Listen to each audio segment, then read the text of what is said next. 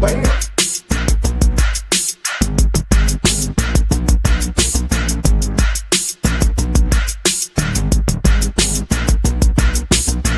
I can make things move. I can make things move. I said quarterback shit when I'm. I said I said quarterback shit when I'm under the center. Game plan sick, target under the weather.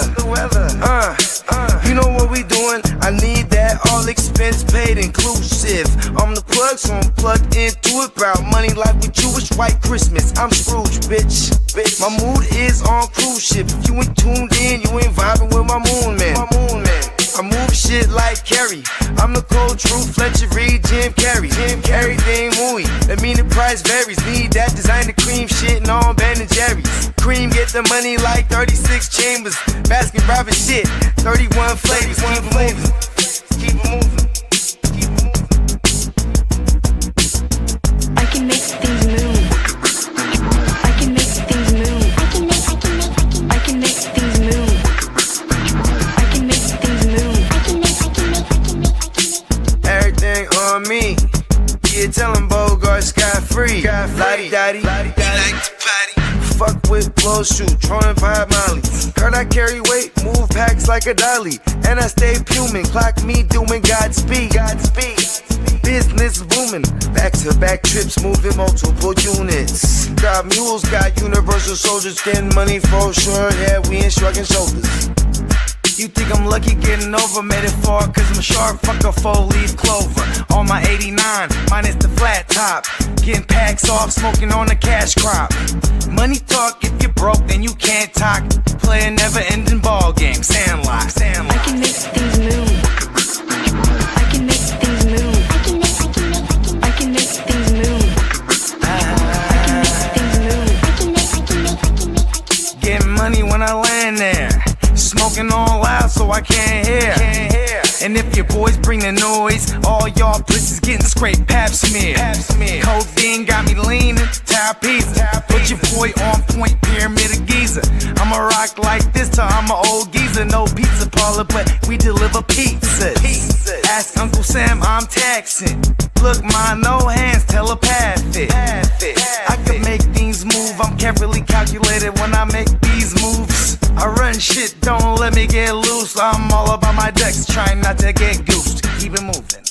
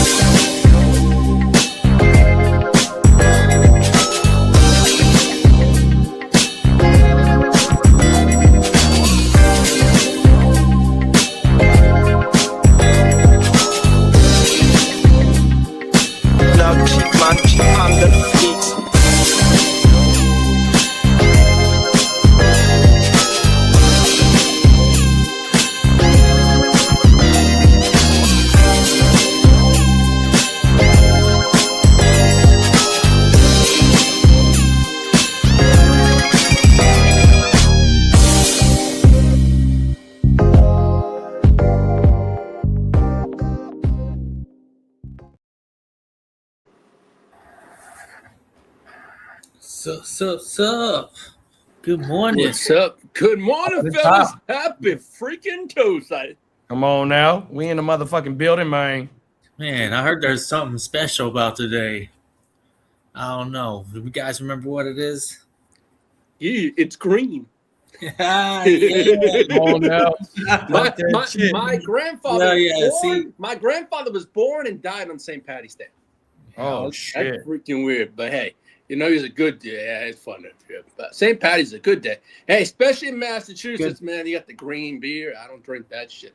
My friends would always have the green beer all the time. Come on now. Well, that green beer, that's a thing. What's up, Bowie? What up? My bad. I'm Irish. I got the Irish and I got the German in me. I'm Irish. That means I'm turning up. Yeah. When are So you not bold. turning up though? I don't know, Lee. When am I not? Yeah, it's up. We got Derek in the building, and we got Orange Crush in the building. Lee's What's not up, Irish Chase? today. Yeah, Hey, we it's a are. great day for Chase for sure, man. On my mama. What happened to Chase? It's a great day for Chase. Yeah, his Chase might be in the quarterback comments. actually got a wide receiver for a change. Yeah. Oh, you talking about Bo Nix? Yeah. Yeah. Oh, shout out to Chase. Now I get in the chat. Yeah, look, I'm slow. I think I was on a delay because I even it took me a while to hear Lee at first too. I think oh yeah, okay, never mind. Oh yeah, I am on a delay. This is weird. Whole world. Online. They don't want us to be great this morning, man, but we gonna fight through the motherfucking matrix and all you punk ass haters 100% because we are taking over these fantasy football streets 100%, man. Ears got a good show for us 100%. Kitty gonna be coming with them isms. Bowie gonna be right the fuck back with them isms on my mama, man. You know, this is our time of year 100%. If you've been rocking with the GWN for a long time, this is our full second season of covering from the end of the season all the way through, bro, 100%. And big moves have been popping for the last couple of days, and free agency ain't over with. We about a month and a week away from the fucking draft. 100%. We got 40 days from the draft. Oh my mama. So That's yeah, good. man, 100%, man. It's good to see my brothers on this motherfucking show. It's good to see everybody that's in the chat 100% because y'all the ones that make us go 100%. Y'all degenerates just like us. So yeah, man, it's good to see y'all, man. What's the name of this show? What? Man, well, first of all, Hey, Lee, you jumped out He's gonna the, steal my you shit jumped out now. the window. You were supposed to let He's just gonna steal my shit. All right. duck that. All right, Lee, All right, Lee, what's the name of the show, Lee? Right, what's the name of the show, Lee? Hold on, Lee, one more See, time, now Lee. I can never do that again. Look at Do it again, Lee. Wait. He just dominated it. There we go. There we go, y'all. That's how we kicking it off this Tuesday morning. Only thing is, I got him. Here we go. The only guy not I got him drinking, just stuck yelling on. over Wait, everyone. I got him stuck on the solo camera. I can't get him off, y'all. Pause. Oh, let me help you. I think I Good can. looking, big bro. My bad, Lee. Yeah, no. No, leave him back. Leave him back. He is the star of the Guess show. who's back? Back Guess in. who's back? Yeah. Well, anyways, you definitely have tuned into a special live Green Irish Day influence. St. Pat's Day. Damn, Lee, hold on, Lee. Should I just stop talking, Lee? You only talk Yeah, about hey, Bogey, let him go ahead and handle it, Yeah, bro. go ahead Oh, and my handle mama, it, because he Lee. want to No, handle it you so don't bad. fool Pause. way me. too excited this morning. Go ahead, Lee. Now you don't want to say Happy nothing. St. fucking Patty's Day, motherfucker! Don't be acting shy now. For real. Shy? He only want to Come talk when on. people No, talk. you was Into acting the shy. fucking green streets. Put him on. Put him I on the can't solo believe the camera. ears acting shy. Put him on Ears the is solo never shy. camera. He desires all the attention. Me shy? Nah. Look, you're blushing right now, big bro. You blushing. Yeah. Me? What? What? I'm just a little red. Yeah. Are you red in the face because of Jalen Waddle? Uh-oh. Who? Bo Nix can't throw. He only got one leg right now, too. But Yeah, exactly. Tony He's He a only got rubber one band leg. Bo. Came through and He's won that Bo, the division. Rubber band Knicks. Hey, he won that division. Hey, Division shout out to champion. the rubber band man, T.I. Hey, hold on. The Chargers never won that division since Herbert's been there, huh? Isn't that special? But they only had one loss in that motherfucker last year, though. That's what's so surprising or what's promising to me about the Chargers are my pick to win the AFC West, dog. They got beat by all the bro. teams they shouldn't have lost to last year. yeah, that loss was we didn't play starters. Right. And they I mean, played that some was of their one- starters that as was well because one they of them, wanted bro. that one seed. Don't go to that one loss. No, I'm saying divisional Don't wise. you do that. No, Yeah, I'm saying, yeah, they could have won. They had a chance I'm to go talking 6-0 about in the We division. could have won the whole fucking Yeah, division. if we but didn't they rest sat our their starters. Oh, that was against the division rival Yeah, weekend. it Oh, that's was. Yeah, what that was you're against the saying. Oh, yeah. Broncos. All right. The Broncos My fault. played You their make- starters. You making And, sense and there. the Chargers sat their players because they want they knew that they weren't getting the one spot. So they sat their players and got ready for New England. Yeah. And got their ass whooped. Exactly. What about what about the Broncos? Don't you like them not repeating? Well, I mean, it's hard to repeat back-to-back years in a conference, especially where you still got the baby golden Patty Mahomes, Yeah, and he I should was be gonna back say, that was sometime like the this season. opportune time. The Raiders, even though my boy right there, Ear, said they might be a 5 to 6 win team, to me they're a 7 to 8. Floating around 5. I've seen got 5 we to got 7 a wins right both there. solid I mean, numbers. you know for what? the Hold on. Raiders. I'm I gonna think just they keep it probably like would this. take that 5 I'm gonna wins. keep it like this, y'all. On the West Coast, that's where the best football is. NFC wise and AFC wise, top to bottom, pause. That's where the best football is being played. 100%. 2025 and in 2026. That's where the best football will be played in the NFL is out here on the motherfucking West Coast, dog. All 8 teams. I think the NFC is overwhelmingly better than the AFC right now in terms of like the North and then the NFC West, NFC North, NFC West in particular. Those two divisions, talk about like taking any team, putting them into the playoffs. It's Yeah, hard. because look at both Souths. Look at Both Bears are now like an unquestioned unit. You now expect them to be a double-digit win team fighting for that damn playoff. I know the Vikings fell apart last season, but they're not probably too But they far. had 9 wins though. That's crazy. They got 8 wins. O'Connell, That's insane. coaching wins games occasionally. Coaching does matter, big bro. I mean, look at the highly agree with 49ers last year. you. Yeah, that's probably one of his best seasons as the Niners coach, Hey, bro. leave. What about Mentor? Now that you don't got him in as your defensive coordinator, you expect him to be. I think our defense is not going to – it's going to take a little hit, but it's not going to take much because the guy that's there was there 2 years ago. I do think that – And it worked out 2 years ago so well. No, but I do think the defense does take a small setback. I ain't going to lie. Small step back. Yeah, I think a small step back. I don't think y'all take it. I think you guys Pieces. if your coach is good, you guys can actually take a step forward because you got so much, I think so. so much young talent that I like. don't think y'all digress though, bro. No 100%. digression, no. Because I the think only you guys person can who actually lost is progress. Olway. Olway came at the halfway point Especially of the your season, draft. and he got $100 million contract off of 8 fucking Where's games. he at? played, Where'd bro. they sign him at? He went to He could be a one-hit wonder like Milli Vanilli, bro. 100%. We Hold see on, that hold shit on. all the Millie time. Vanilli had several hits, just not one of them were theirs. My take is on this. The reason why we didn't sign Oweh was because we got to pay Tully. He's more important than Oweh. I mean, that's I ain't also mad at that. He's Yeah. homegrown. Exactly. Yeah, I was just about to say that. 100%. Yeah, he's more important, and I think we're gonna extend him this offseason. Hey, let's shout out the chat before we get too far off in this shit, y'all.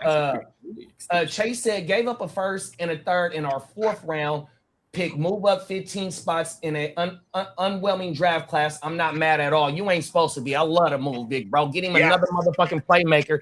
And I want to say Sutton might be out. I've heard things that Sutton might be on his way out. I kind of started spreading that rumor.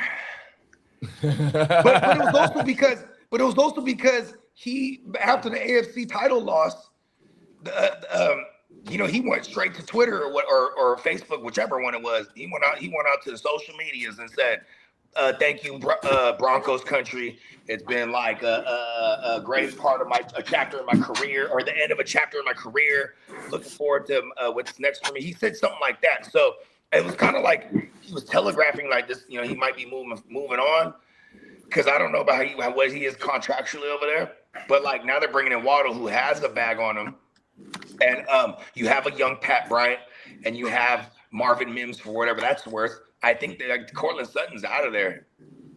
He probably goes to the Niners. We want all the old guys. Hey, Derek said Hollywood got signed by the Eagles. Wow, I haven't seen. That's their Jahan Dotson replacement. So he just, they keep they always have a third receiver that's a speedster. So in this case, you got last 2 years it was Jahan Dotson that was the third wheel behind AJ and the Slim Reaper. Here go a comment for you, Lee. Go ahead and read that motherfucker. Nick says more healthy ankles than Justin Herbert has playoff wins. Hey, Chase, you're entitled to you won the fucking division. Say you talk your shit. That's fine. But you know what, Chase? Your motherfucking donkey's asses will fall like this shit.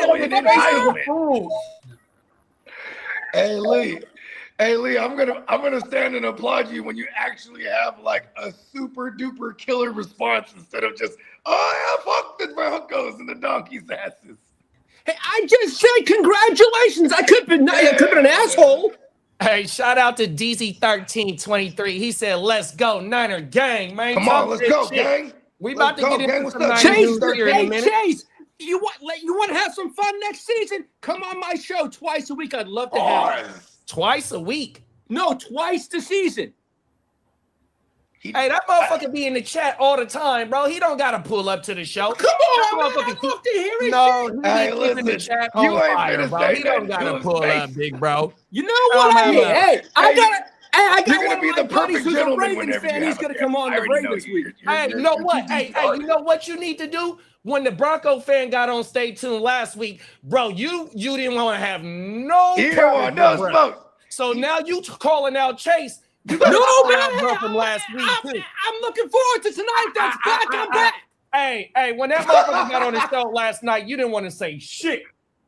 You feel me? Hey, Lee. Hey, listen. One thing that you do have going for your Chargers is that like Jim Harbaugh has them Chargers not playing around. A different story in the playoffs so far.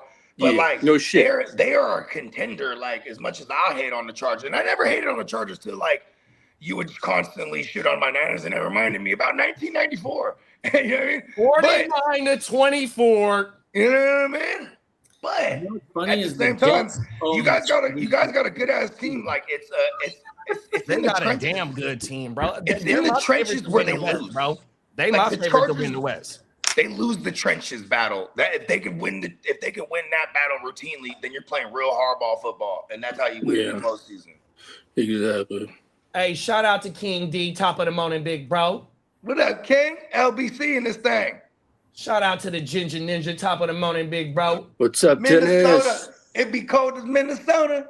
Cold like Minnesota. Minnesota. The people that's from Minnesota, that's how they say it. Minnesota. Wow, we have 5 teams with 2 first-round picks. Wow. So what you telling us, Lee? You ready to take it to the streets, bro? Yeah, let's do it. Let's go. He didn't like the sidebar conversation. Hey, shit happens, man. Hey, it's the new You want to take it to the mean streets. I'm gonna We're going to the streets, Lee. Let's go, bro. Hey, JD, I saw the snap crackle pop in the thread this morning, and I wasn't trying to curse at anyone either. Wait, hold on. Like Peacock said, and shout out to Peacock. AI does not know Exactly. ethnicity. It doesn't know race. Them motherfuckers did not look like the people that you typed in. I ain't paying for 100%. shit. I didn't know what I was looking at. That Hey, shit was Lee crazy got than a motherfucker. Hey, hold on. Lee got the only text. Lee got the only text messages that ain't legible. Cold world. Hey, Bogey, you remember when Peacock was reading the news a couple of shows ago, and that motherfucker Peacock did a hell of a job. He was like, "Man, I was trying to translate this shit on everything." That motherfucker was reading the fucking Dead Sea Scrolls. You get a concussion just looking at it. Yeah, you ain't lying. Facts. The fuck is going on He here? got the only text message that's not legible. Hey, I've gotten better. Hey, you gotta give me credit. I'm getting better. Nah, hey, I think you be using the voice to text. No, that's that's why Oh, my mama, because that bitch Siri, I can't stand her. I cannot you ain't stand lying. Siri, bruh. Like my shit be coming out saying some wild shit sometimes. Like, oh shit, like I remember what was it?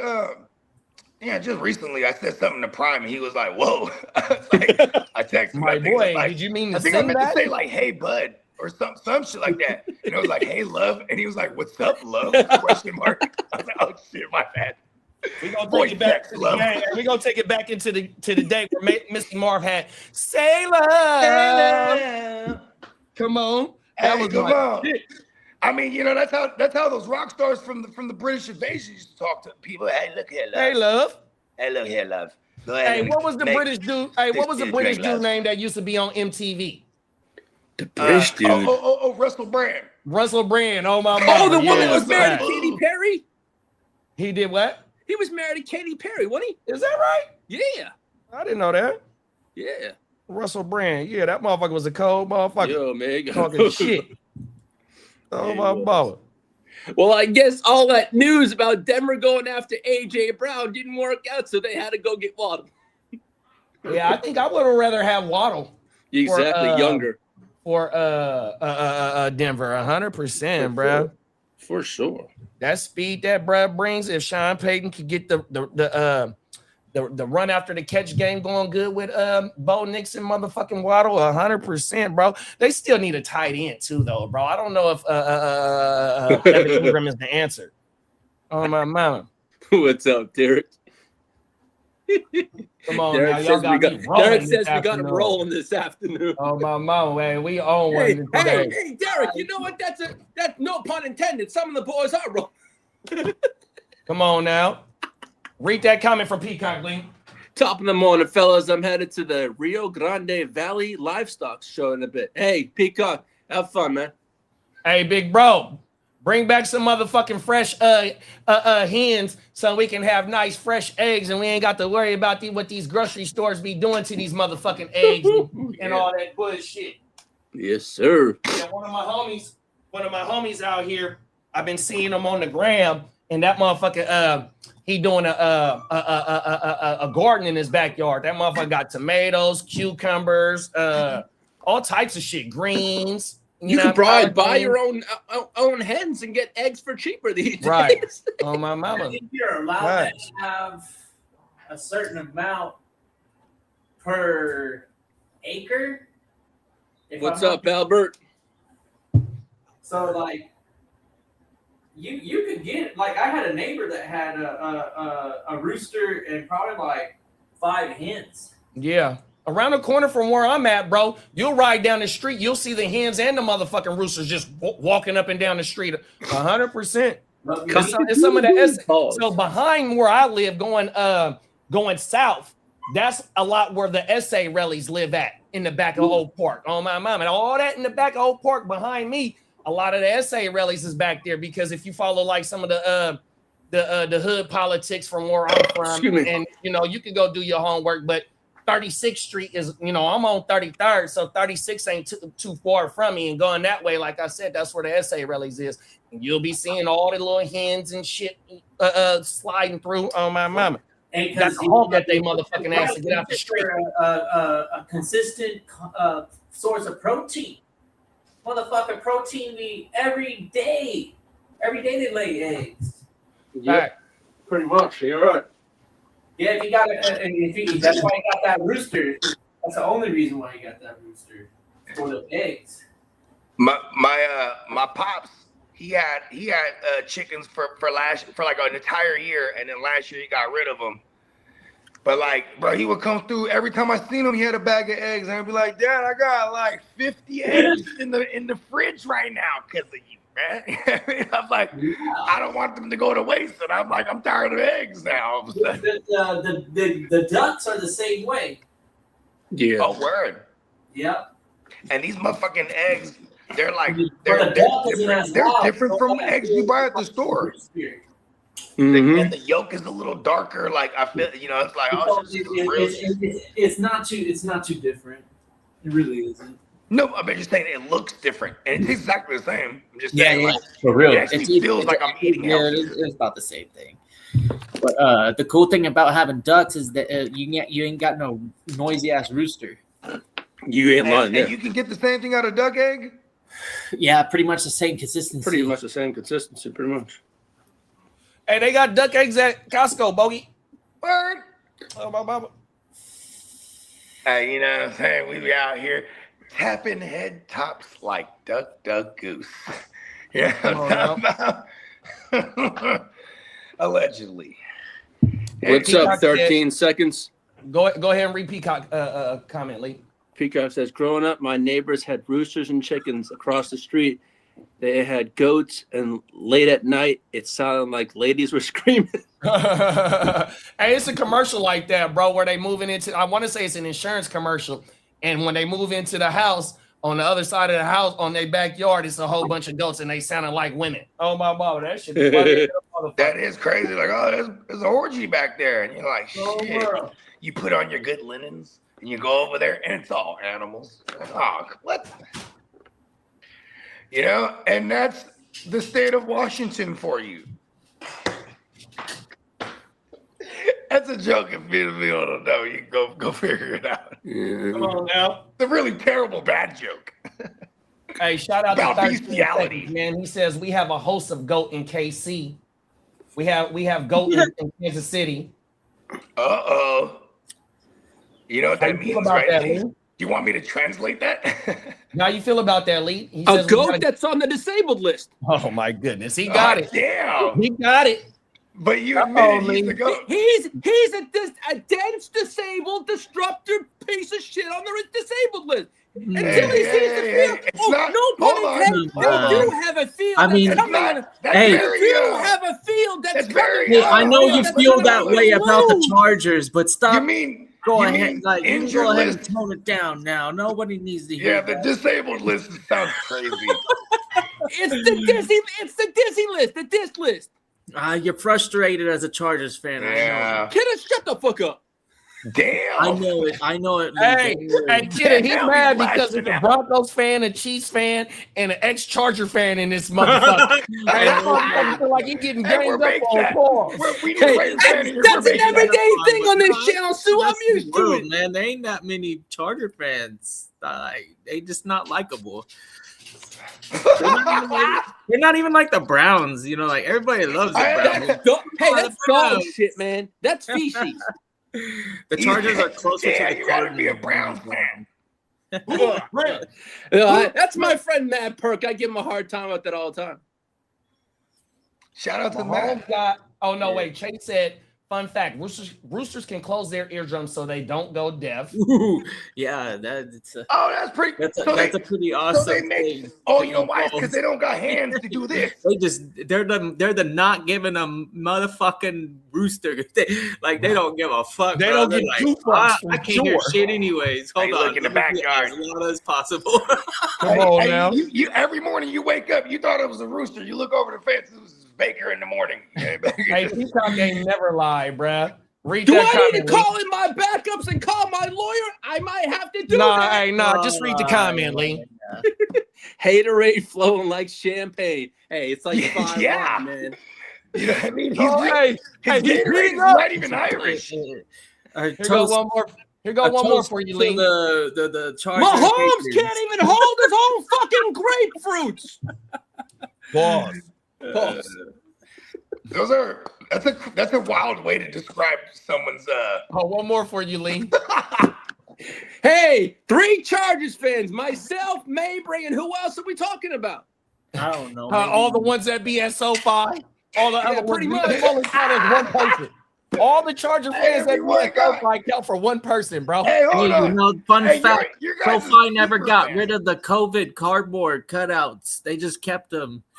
That's like being a Saints fan these days. Hey, Right? hold on, man. Hey, Hey. remember they got exposed for having a fake ass super fan, that Asian lady. Yeah, that I was was about to say that, man. Hey, She y'all was got a little Filipino- weak she was ass a Filipino- fans. she's a No, Filipino. no, she ain't no fake fan. She's fucking doing all shit for the Chargers now. I don't know what the fuck. Nah, she was. Hey, rumored she be used to do another the same super fan thing or for the some shit. Vikings, bro. She was Yeah, blowing I down saw something Dennis. like that. Yeah. Yep. She was blowing down Dennis and everybody, and now she's a Charger.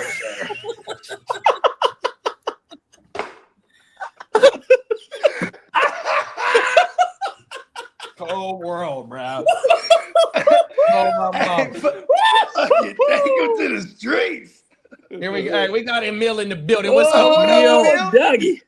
Canada in this Hey, 13 thing. Cricket said, thank you for real, Lee. You are repping the Chargers. The Yo, one and only. I'll rep them, but you know what? Hey, man, it's fun. I love the hate I get, but I love to give it back. Oh, Peacock, the headlights. Hold on.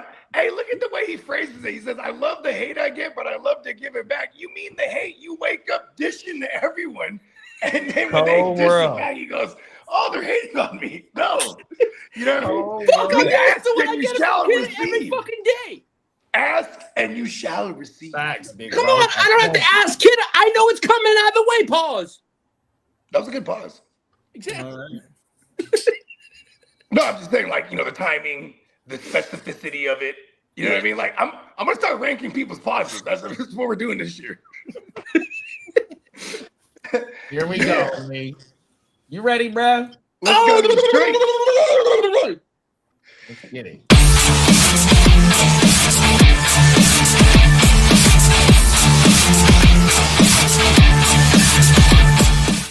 Chargers suck. Jets are suckers. They're fucking knee benders. Pause. Hold on, that's not even worse. Hey, that's how you start the segment off, huh, bro? On their knees. Cold world, bro. He said, Hey, at least it's not me bending over. Pause. "Oh no, Lee. Lee, just Hey, Lee, Lee, how are you gonna? Amanda Hey, Schiff Lee, is how are you gonna next feel if Justin Fields gets a win against you this year? That motherfucker's gonna have a torn ACL when he's done with it. Every time the Mahomes comes or Rasheed Rice, they always get hurt against the Chargers. So hey, if Field wants to come in the field damn. of dreams, I'm And gonna they end are. it with the end Hey, of dreams. you guys been So killing you me. on Bounty? Like, Hey, so you on Bounty Gate 2026? Damn Hey, fucking you got- got you you got got Greg to Williams. Mahomes too, huh?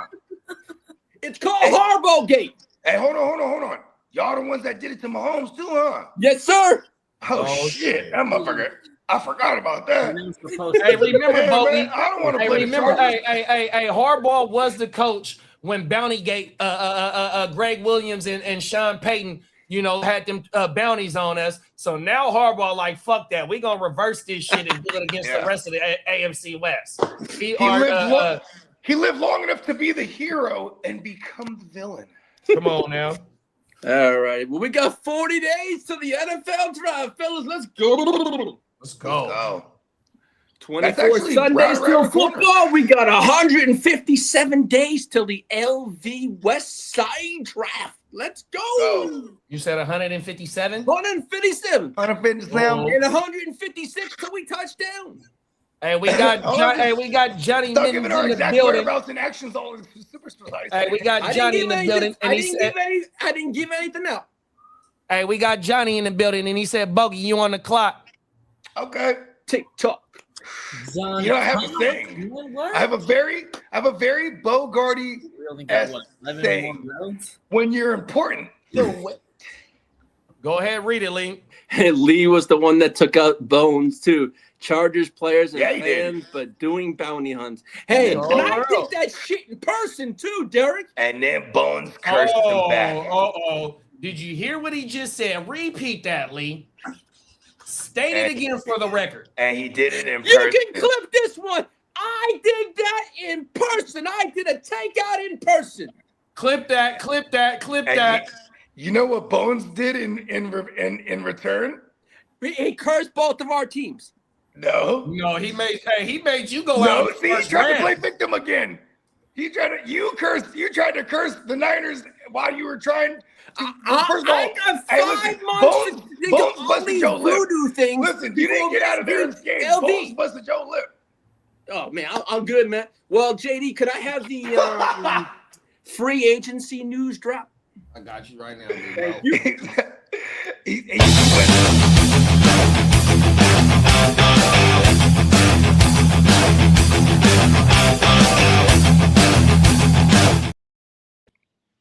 Hey, fellas, well, the Washington Commanders, they signed Jerome Ford. All right, found on Road Ditch. Yes, sir. Roadkill. Well, No, as in Ford. yes, sir. Used and goods. Hey, Bogey, in the Gen Wealth, I got Rashad White and Jerome Bloody Ford for you. Yeah. I need all of them.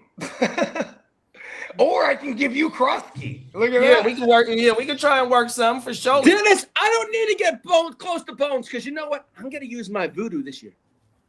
You're not even. Hold on. Oh, You're not even I going to didn't know get you were close religious. to Bones because we got Men in Black security working this year. You forgot Hey, about that. oh, are you Hey, talking about a listen. fucking Raider hater? Hey, listen, I ain't gonna lie. You're gonna Bakes, he has mastered a technique where he's like a lineman. He gets you right in the armpits, like just like that, right? And he just moves you to the side. You know what I mean? Boom. I'm just saying. We've been going through rigorous training. I don't know if you want to fuck with Bones this year, man. Hey, I go through my own training. Security hired for the event. Oh my What they say, Bogey? When there's a will, is a way. I don't know. But Bones might be like in a big old tank with wheels and run you right over this year. I'm just saying. Yeah, I mean, Fight there's back. a wheel. There's He's a way. gonna resist. Didn't he put up a fight? I think it was a little bit difficult, if I'm not mistaken. Yeah, Bones did. He put Lee in the lip. This whole transition from Go 49ers back to the first Chargers. wake your game up after Vegas. And then Lee it had a took busted about lip. 10 minutes for everybody to get pissed off and go, get that shit off right now, dude. I'm tired of looking It at was that. JD. JD was like, get that fucking Chargers gear off of Bones right Get it now. off. Get it off, right? You got your fucking photo? Okay, now off. Yeah. That photo was worth a playoff loss. Oh, shit. Hey, I thought it's a picture of him floating around hugging Bones too. Yeah. What? I think it is. They're I having think tea it's and a picture crumpets. of you Like, and Bones like they were sitting in next to each other, like Britain. before you got the Chargers jersey on it. Oh my mama, I got to go see if I got that. Oh world. Hey, we just giving y'all a backstory on the league that is created by the they created the monster. Bones League. That's what we're calling it now. Bones West Side League. He created it. Oh world. Yeah. All right. Well, for look, And lucky enough, since Bones created the league, a Niner fan won the league. Like, come on. Hey, Lee, your curse don't work, bro. Yeah, I'm hey, all right. they always say you can I'm all right. reverse the curse. Just ask the Red Sox. We did that pretty well, so I know that reverse the curse shit. Yeah, but it took y'all 100 fucking years. No, 86. That's you're how 14 long off has the it been man. since It was 1994? 86. Hey, 86 70 is more closer years, to Lee. 100, bro. Yeah, well, but you Oh, got 69 those more rings on years, our Lee. It's fingers, been a lot more 31 than 1 or years. 2. Hey, what's closer, 81 or 34? I mean, 84 or 31? Hey, I'll take it. We got it. You'll take the 31? Oh, fuck that shit. Hey, Lee will walk any of those numbers down. He's been around for hundreds of years. Right? Damn straight I have. That ain't nothing. I'll walk 100 years down. Hey, them motherfuckers on Stay Tuned Live. Shout out to the Stay Tuned Live family. They be calling that motherfucker. Hey, JD, when was he born again? Was it 1887? Oh, my mama, they be in backstage saying that shit, bruh. Oh, my mama. I love the legend continues. Oh, my mama, it's growing and growing and growing and Come on, pausing bro, and y'all pausing don't and know we pausing. Come on, there's a new Legendary legend Lee. tonight. Hey, Lee, I was going to ask you, you want to go live for that shit? Hell yeah. Oh, my mama, we can. What game is tonight? The baseball it's game. it's the Oh, yeah, United y'all did States say y'all versus were gonna do that. Well, what time does Venezuela. it start? What time does it start? It's 7 o'clock Central my time. So 5 o'clock my time. That'll carry us into the show tonight. Yeah, so we can go from one to the other. Yeah. That's what we'll do. I might come through and fuck with y'all. Come Yeah, on that's now. good. Y'all Hey. didn't know. Y'all didn't know. I used to be a co-host on a fantasy baseball podcast. Shout out to Fantasy Sven. Shout out Hey, to look Sven. at him. He's our fellow Sagittarius, and he goes, "Hey Bogey, I'm starting my baseball podcast." I said, and he goes, "Nah, man, you should come on." I was like, "I don't know dick about no baseball." He's like, "Perfect," and I was Bogart the baseball dummy. That was my shit, because I'd be on there and ask the dumbass simple questions, and he'd be like, "It might sound like a dumbass question from the baseball dumbass, but this is actually a great question." He would explain shit like in layman terms. So that's actually how I learned, like, how fantasy baseball actually goes down, because I was a co-host. But he's like, "Just go on the show. You're fucking hilarious." Hey, Bogey.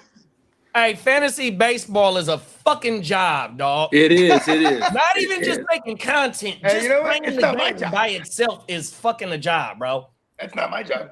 That's my job. Shout out to Matt I Drake. don't do that. That's not my job. That's The bitch my asked me job to take soon her enough. grocery Football shopping. and baseball. Hey, Bogey. I told her just like this here. No, It's sir, Revive. Come on now. That's not my job. Pretty soon I'll have Wake Your Game Up. I'll have my own podcast, and I'll have also diamond cutters to produce. Uh-oh. Okay. Look at him. He's getting the We credits. Let's got a go. baseball show on this motherfucking channel. You know, Get shout them out out. to Diamond Joe, shout out to Gang Green, and And shout out to Ear to the motherfucking Streets for the diamond cutters, 100%. That thumbnail is in here. Yes, Nah, sir. it ain't It's there. No, it ain't in here no more. We just got to add it back. So what else you got for us, Ears? Well, Carolina Panthers signed offensive tackle Rasheed Walker to a 1-year deal. That was the Packers. No, it was the tackle? Panthers. Yeah, I think. But he came from the Packers. Yes, sir. Oh my mama! Look at that. What was the He goes numbers from a on that block deal? and Big It dog? just, I didn't get quite. It was a 1-year deal. Oh shit! Who's And this? The tackle from the Packers went to what's his name? Big dog. My offensive bad. lineman Rasheed Walker. Oh yeah, it's only a 1-year deal because I think he's like an injury riddled motherfucker. Yeah. And the Giants signed the Moon Man. That was a good move. Yes, sir. Do you What was think that? the Moon Man? Oh yeah. Oh yeah. Ooh, calling me. Talk that shit. Okay. Who drafted the Moon Man? In Chicago? Nagy? Yep. Oh, Nagy. Yep. There you Nagy. go. Correlation. Hey, I said correlation. Hey, and you know what? He had his only thou. I want to say his one and only thou wow season, like early in his career too.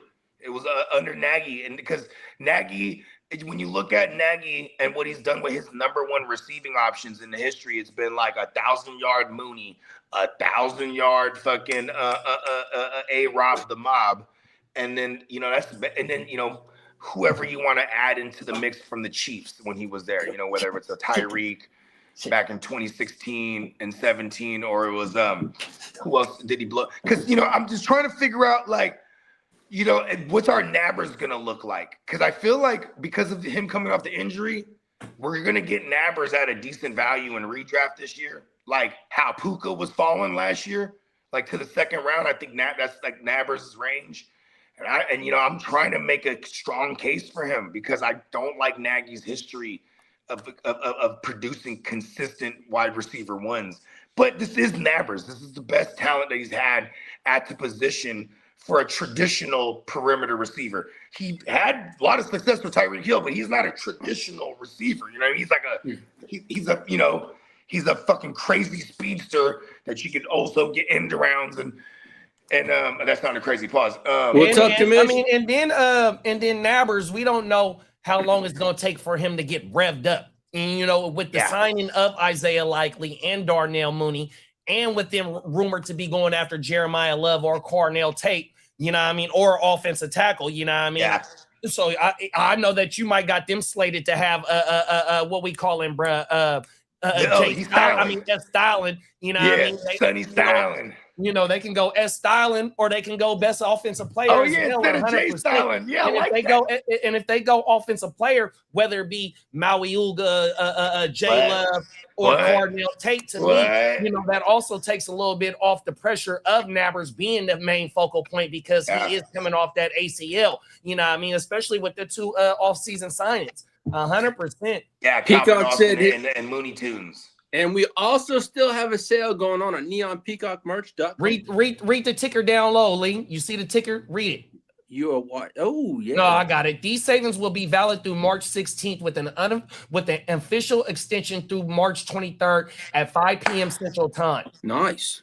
I want to say it says 40% off. Made the 40% off, and I think it's $13.95 tees. Yeah, so if y'all can, if y'all really rocking with the Gen Wealth movement, to go ahead to be able to help support the movement, click on the neon map. Fuck this shit. Hold on, we'll be right back. Burn y'all. that joint. Again.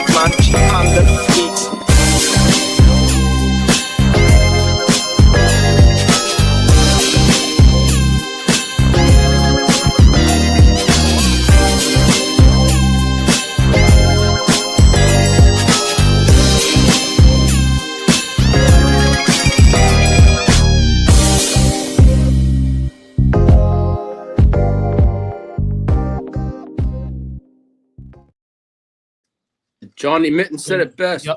Bio hoodie, shit, they I gotta are make a super picture. comfy. And one more, Lee. Say it again, right here. Neon shirts, neon peacock shirts are awesome. I And can't. who is that from? Shout him out. Crooked Commish. What? Then again, he's Shout got out his to own the line Crook. on there. Check Bear that out. down, bear down, bear down. Yeah. Shout out to the motherfucking clubhouse, man. Yeah, Yeah, man. Shout out tons to the Chicago Clubhouse Network. You know what I mean? Shout out to our man Johnny Mitz, aka John Mitz. Come on now. I'll be right back. I gotta make a picture. Well, John Mitz. the Man, let us know Arizona let us know who you pick. Cardinals picked up defensive tackle Andrew Billings. The Cardinals signed linebacker Jack Gibbons to a 2-year deal. Oh, that was he with New England. Vrabel in New England? Yeah, he was. Yeah. Them is where you left off after Mooney. Them was the next one. The next players after Mooney. These last. Yeah, two. and then your 49ers signed Christian Kirk to a 1-year, $6 million deal. Yeah. Shit. As of right now, Kirk and Mike Evans is the best wide receivers on the team. 100%. But Kirk, Mike Evans, and Ricky Pearsall all got something in common. They fucking miss games, dog. 100%. Yeah, that's true. That's true. So you're gonna get a full 17 games out of all three of those players. Sure, So you Mike- get a full schedule. Yeah, Mike might be good for 10 games, then Christian gonna be good for 4, and then Ricky gonna be good for 3. Fuck, It's gonna be a rotation. Cold world, bro. Now, Dang, as for yeah. re-signings, the Commanders re-signed guard Chris Paul to 1 year, not the basketball player. Yeah, that's who I was finna say. Oh, that motherfucker done made a transition to he done got booted out the NBA and he didn't gain 500 pounds to go be an offensive guard. Yeah. Well, the wow. Panthers re-signed safety Nick Scott. The Colts re-signed tight end Mo Hold on, Lee. Cox. Hold on, Lee. One thing. So Nick Scott, if y'all notice, and we all in IDP leagues together, Nick Scott had a career high of 111 tackles, right? Even though that, you know what I mean, they got morning week from my dog Bates team, the Ray Turds. You know what I mean? I got Nick Scott. Hey, I got Nick Scott.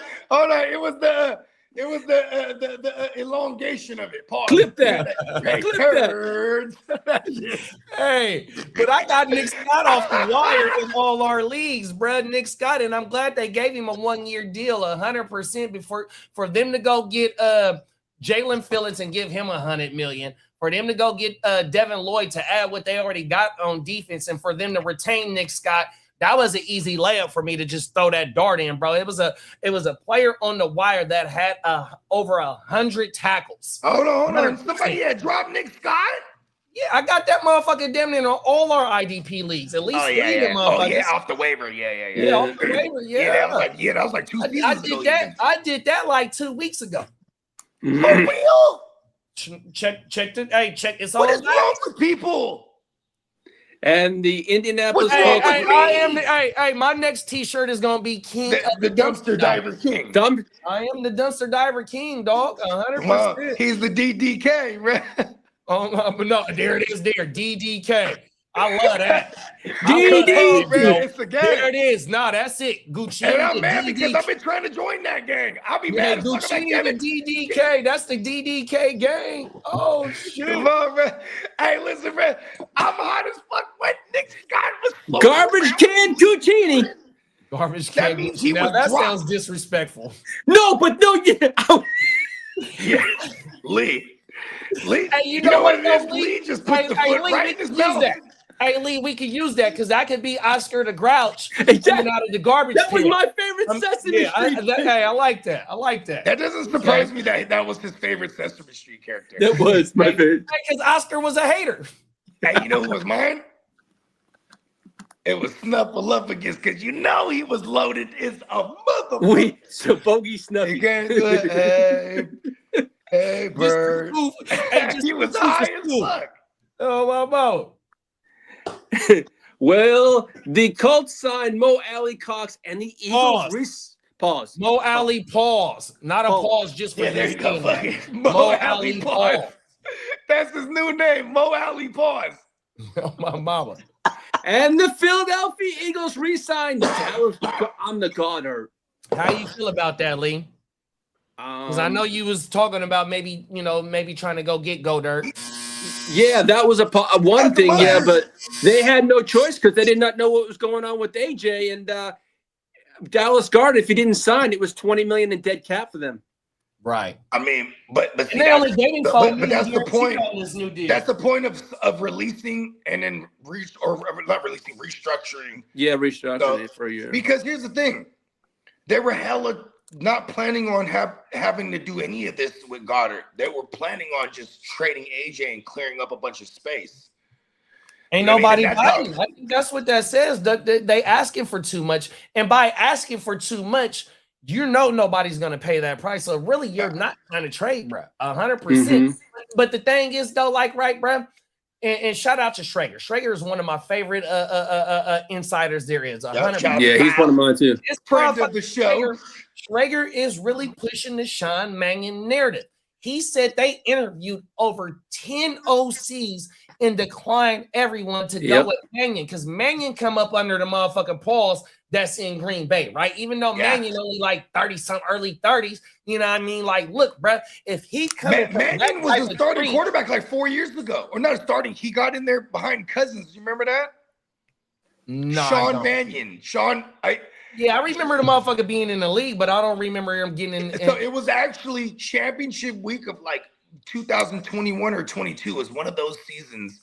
It was championship week in fantasy, and Cousins got a concussion, so they had to roll out Sean Mannion and anyone who had Jefferson. They were playing Green Bay.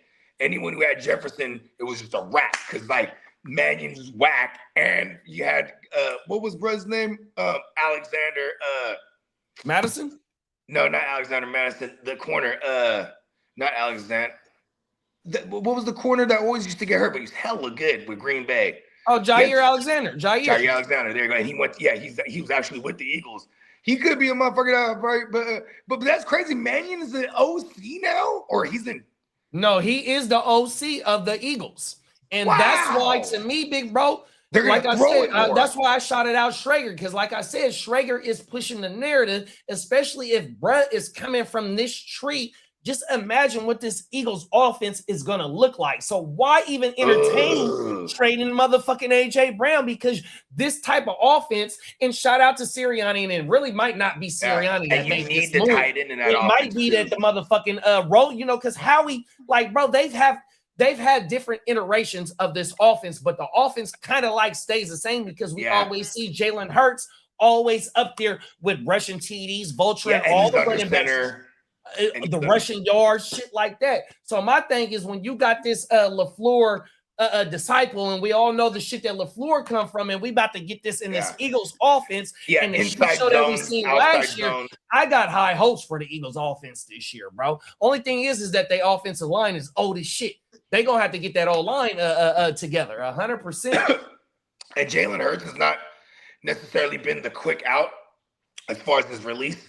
So, like, it's gonna be interesting how they yak this scheme up. You know what I mean? Because that's what they're gonna bring to this offense is more yak.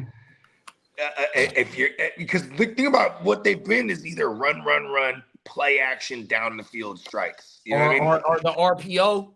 The iteration of the RPO. Yeah, that's true. And last year, you kind of saw them trying to in real time adjust because they couldn't stop any kind of rushers. So it's like all this pressure's coming. They were trying to get the ball out quick. It wasn't really getting the ball out quick like a Brady or even a Herbert for that matter, or anybody who's routinely played behind a bad line. It was just like, but the ADOT was there. Look at AJ Brown's ADOT for the first like 6 weeks. It was like 3 yards. You know what I mean? Because they were consciously trying to get it to him, but that's the only way they can get it to him. They couldn't let plays develop down the field. You know what I mean? I mean, and see, that's the thing though. Like they promoted within. I forgot Pattullo. I forgot bruh name, right? Pattullo or something like that. Yeah, he was a Kellen Moore guy. Right. That's what I was just finna say though. The year before that is Kellen Moore. 100%. And Kellen Moore had Saquon going career legend like type 2000. 100%, you know what I mean? And just to talk about Kellen Moore, and I said that I was staying off of ETN this year, pause, before that motherfucker to sign with Kellen Moore, bruh. It's like, man, maybe we might get just, ETN is a bell cow, 100%. We've seen Zeke. We've seen Zeke in that system where Zeke under Kellen Moore has rushed for a fuck ton of yards. We've even seen him have years where he caught 70 balls. Pause.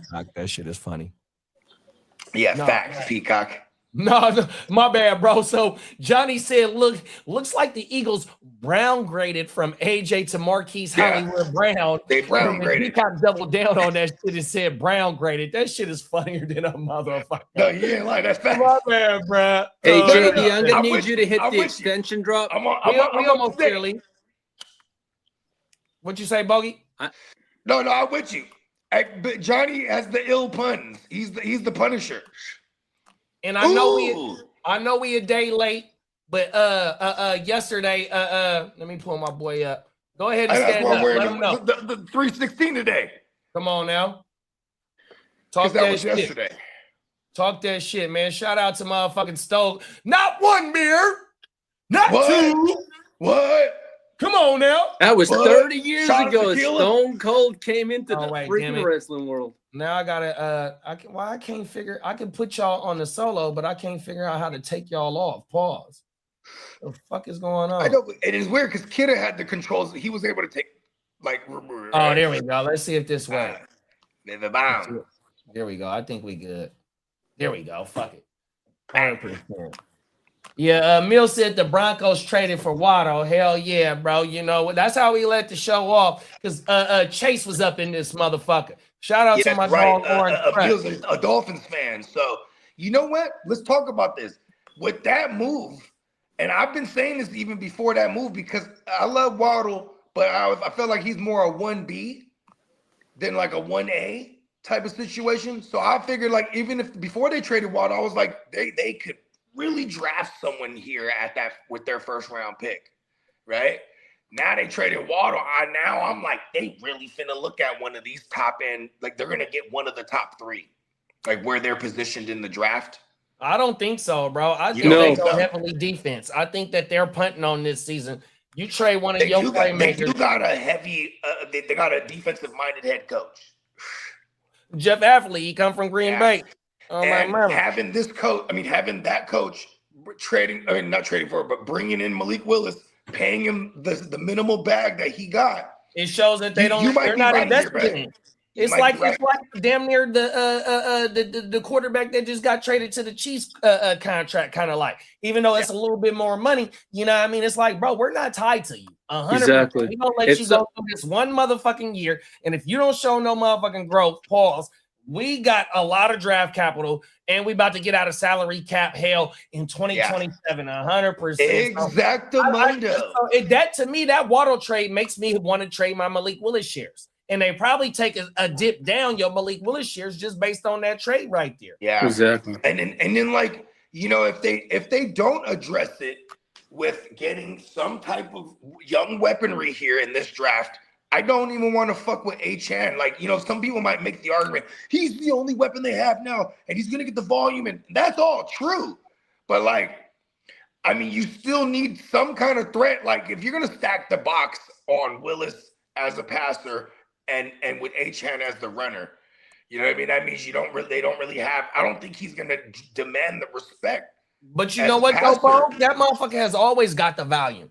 Even with Tyreek and Waddle there, and Jonnu that one year that Jonnu was there, and Jonnu out-targeted all them motherfuckers that season. But Achane is always he's floating around 250 combined touches per year. He was probably at over 300 last year. Okay, so let's ask this. Let me ask y'all this. So I'm saying I'm off Achane if they don't draft if they don't get some high draft capital weapons here. I'm off. Big bro, we have to pay up for Achane this year. Even before the Waddle trade, I wasn't taking him where him and where James he was going already. And remember what I said before free agency started. Bro, like I said, I was off of James Cook last year, 100%. But if y'all remember, I traded for James Cook, and he's part of the reason why I won the league last year, 100%. So I'm on the stance of I'm not drafting A-Chain this year, but if he starts to look good during the season, yeah, I'll trade for him. But my stance right now is I'm not drafting Brett, 100%. And remember what I said? A-Chan was to fall to the second, like say A-Chan falls to like mid-second round, where I don't think he'll fall that far, but say he's there and it's him or CMC. Oh, I'm CMC, bro. I'm with you. And then here, let me double back on my shit. I think people are going to take. So I said for the last 3 years that he's had damn near 300 touches. It's the last 2 years. In 2024, 203 on the rushing attempts and 78 receptions, which is 281. And then in last year, 238 rushing attempts and 67 receptions. So that put him over the 300 touches. So he's going for 3 years in a row with over at least 300 touches. Yeah, so, bro, and you know what's crazy? So he's damn near a bell cow, bro. And he's hella little. That's crazy. I think I've never had the privilege of managing an A-Chan, so it's probably easier for me to say this when I hear those numbers. I'm like, whoa, that's kind of crazy. Now remember, I said before. Okay, one more thing, Lee. Hold on. We got a fantasy question too. And shout out to we talking about Waddle and the motherfucking Broncos. This is Chase. Chase said, oh no, it was Albert. Excuse me, it was Albert that said this. What Shout about out to Albert? He said, "Who gets drafted first, Sutton or Waddle?" Waddle for me. Yeah, it's Waddle, and like I don't think Sutton is on that roster by week 1. Like I think he's traded. I think is he still under contract? I'll pull his contract up right now. Thank you, JD, because I'm like, he might, like, with the type of money that they were paying him, and then the type of money that they brought in for, that came with Waddle, because Waddle got he got a contract on him already. So I think Cortland Sutton is gone. All right, he signed a 4-year deal. He's an undrafted free agent. He's an unrestricted free agent in 2030.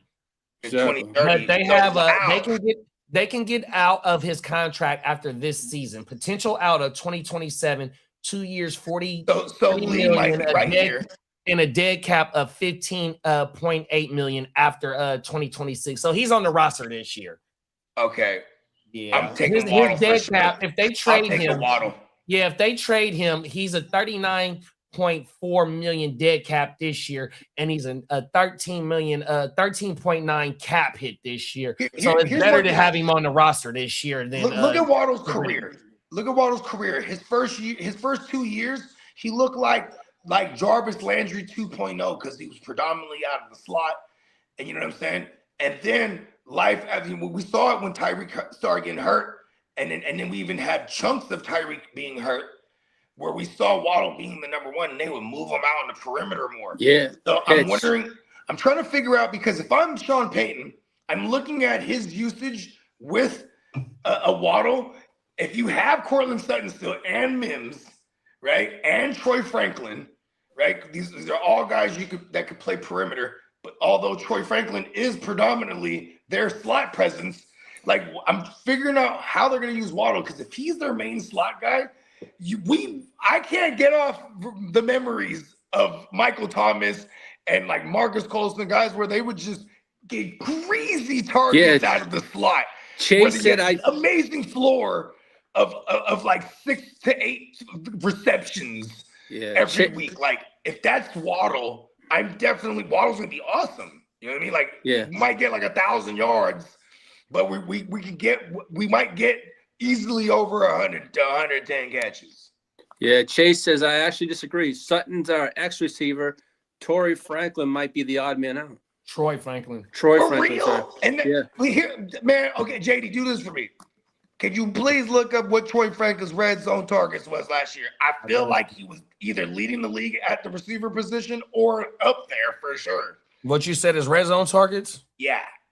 And the funny thing is, a month ago, I said before free agency start, is the Dolphins wanted to build around A-Chain and Waddle, and I guess that was all fugazi. Yeah, I do remember you saying that too, Lee. He was one of the ones that was off the block. Oh, my mama.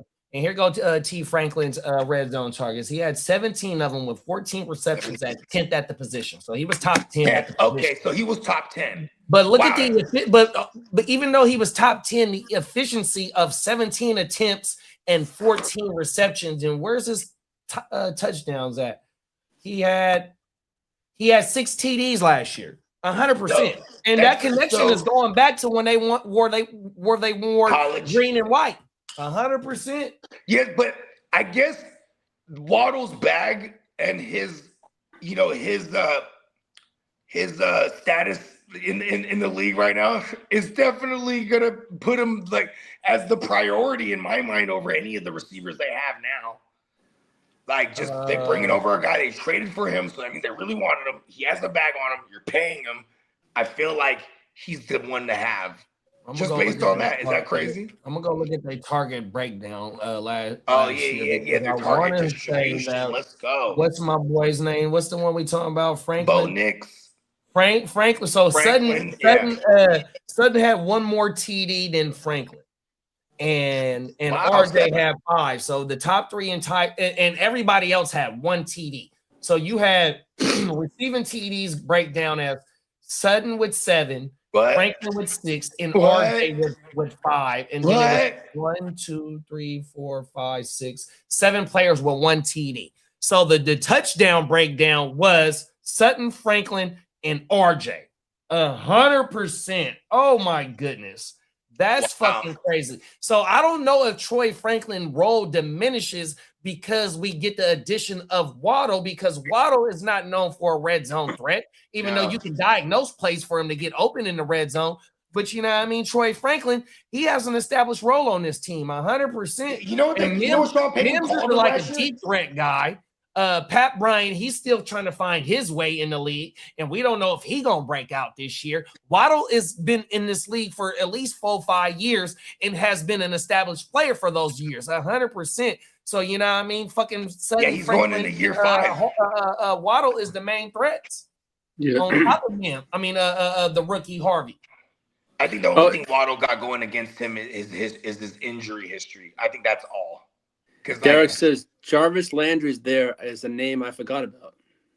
See, and Jarvis Landry was a greasy 100 reception cat. He's just like, you know what I mean? Like, you know, he was like almost like a Keenan Allen, so to speak. Like you knew what you were getting when they were in their prime. You know what I mean? You were gonna get 100+ targets, and you almost were a lock for 100 grabs as long as they didn't die on us. You know what I mean? Yeah, and talking about the Broncos.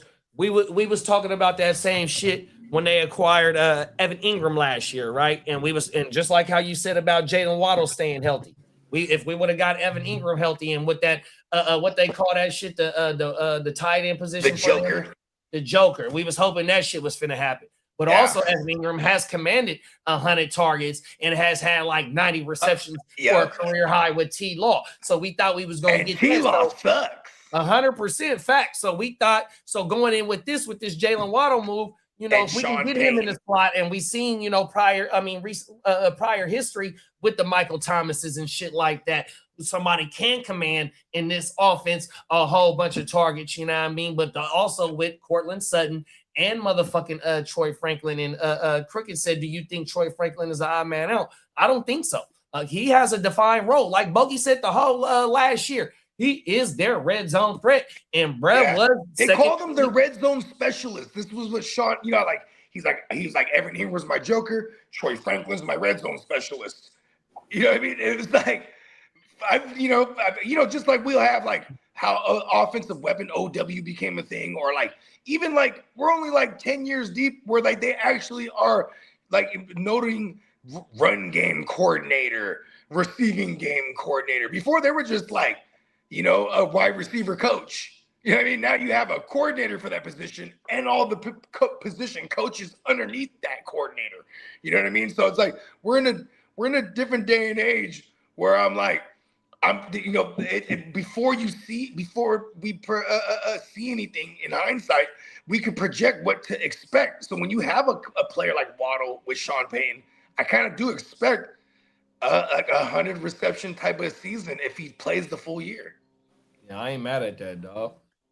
That type I mean, of that offense, definitely that takes type of away offense from- has produced that type of shit. Yeah. No, my mama, 100%, and they I got want the to say, players I to think do they might it. have actually, they might even have a coach that was from the Miami that's in there somewhere.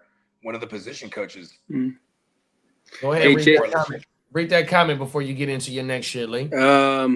Crooked Commissioners, bro, my dynasty team is the same but different because a lot of the players switch teams in real life. LOL. A whole new look to their value.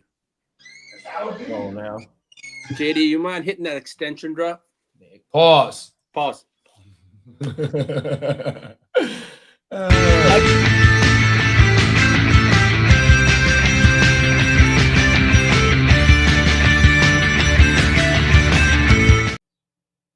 JD, I've been thinking about getting a piece of tape, putting pause on it, and then cutting out openings. Whole world, bro. Well, the Green Bay Packers signed linebacker Zaire Franklin to a revised 2-year, $18 million deal. Yeah, hopefully that new look, that change of scenery will revive some shit into shit. Because I drafted that motherfucker last year in the West Side, and that motherfucker didn't do not a motherfucking thing for me. So having him next to Edgerrin and playing on the other side or along next to Micah, man, hopefully that motherfucker can get back to his heyday 100%, bro. Well, speaking of the 49ers, they restructured Nick Bosa's contract, creating $17.1 million in cap space. I wonder if that's enough to bring over Brother Bosa. Yeah, I hope so. You know what I mean? That motherfucker need to take a motherfucking family discount.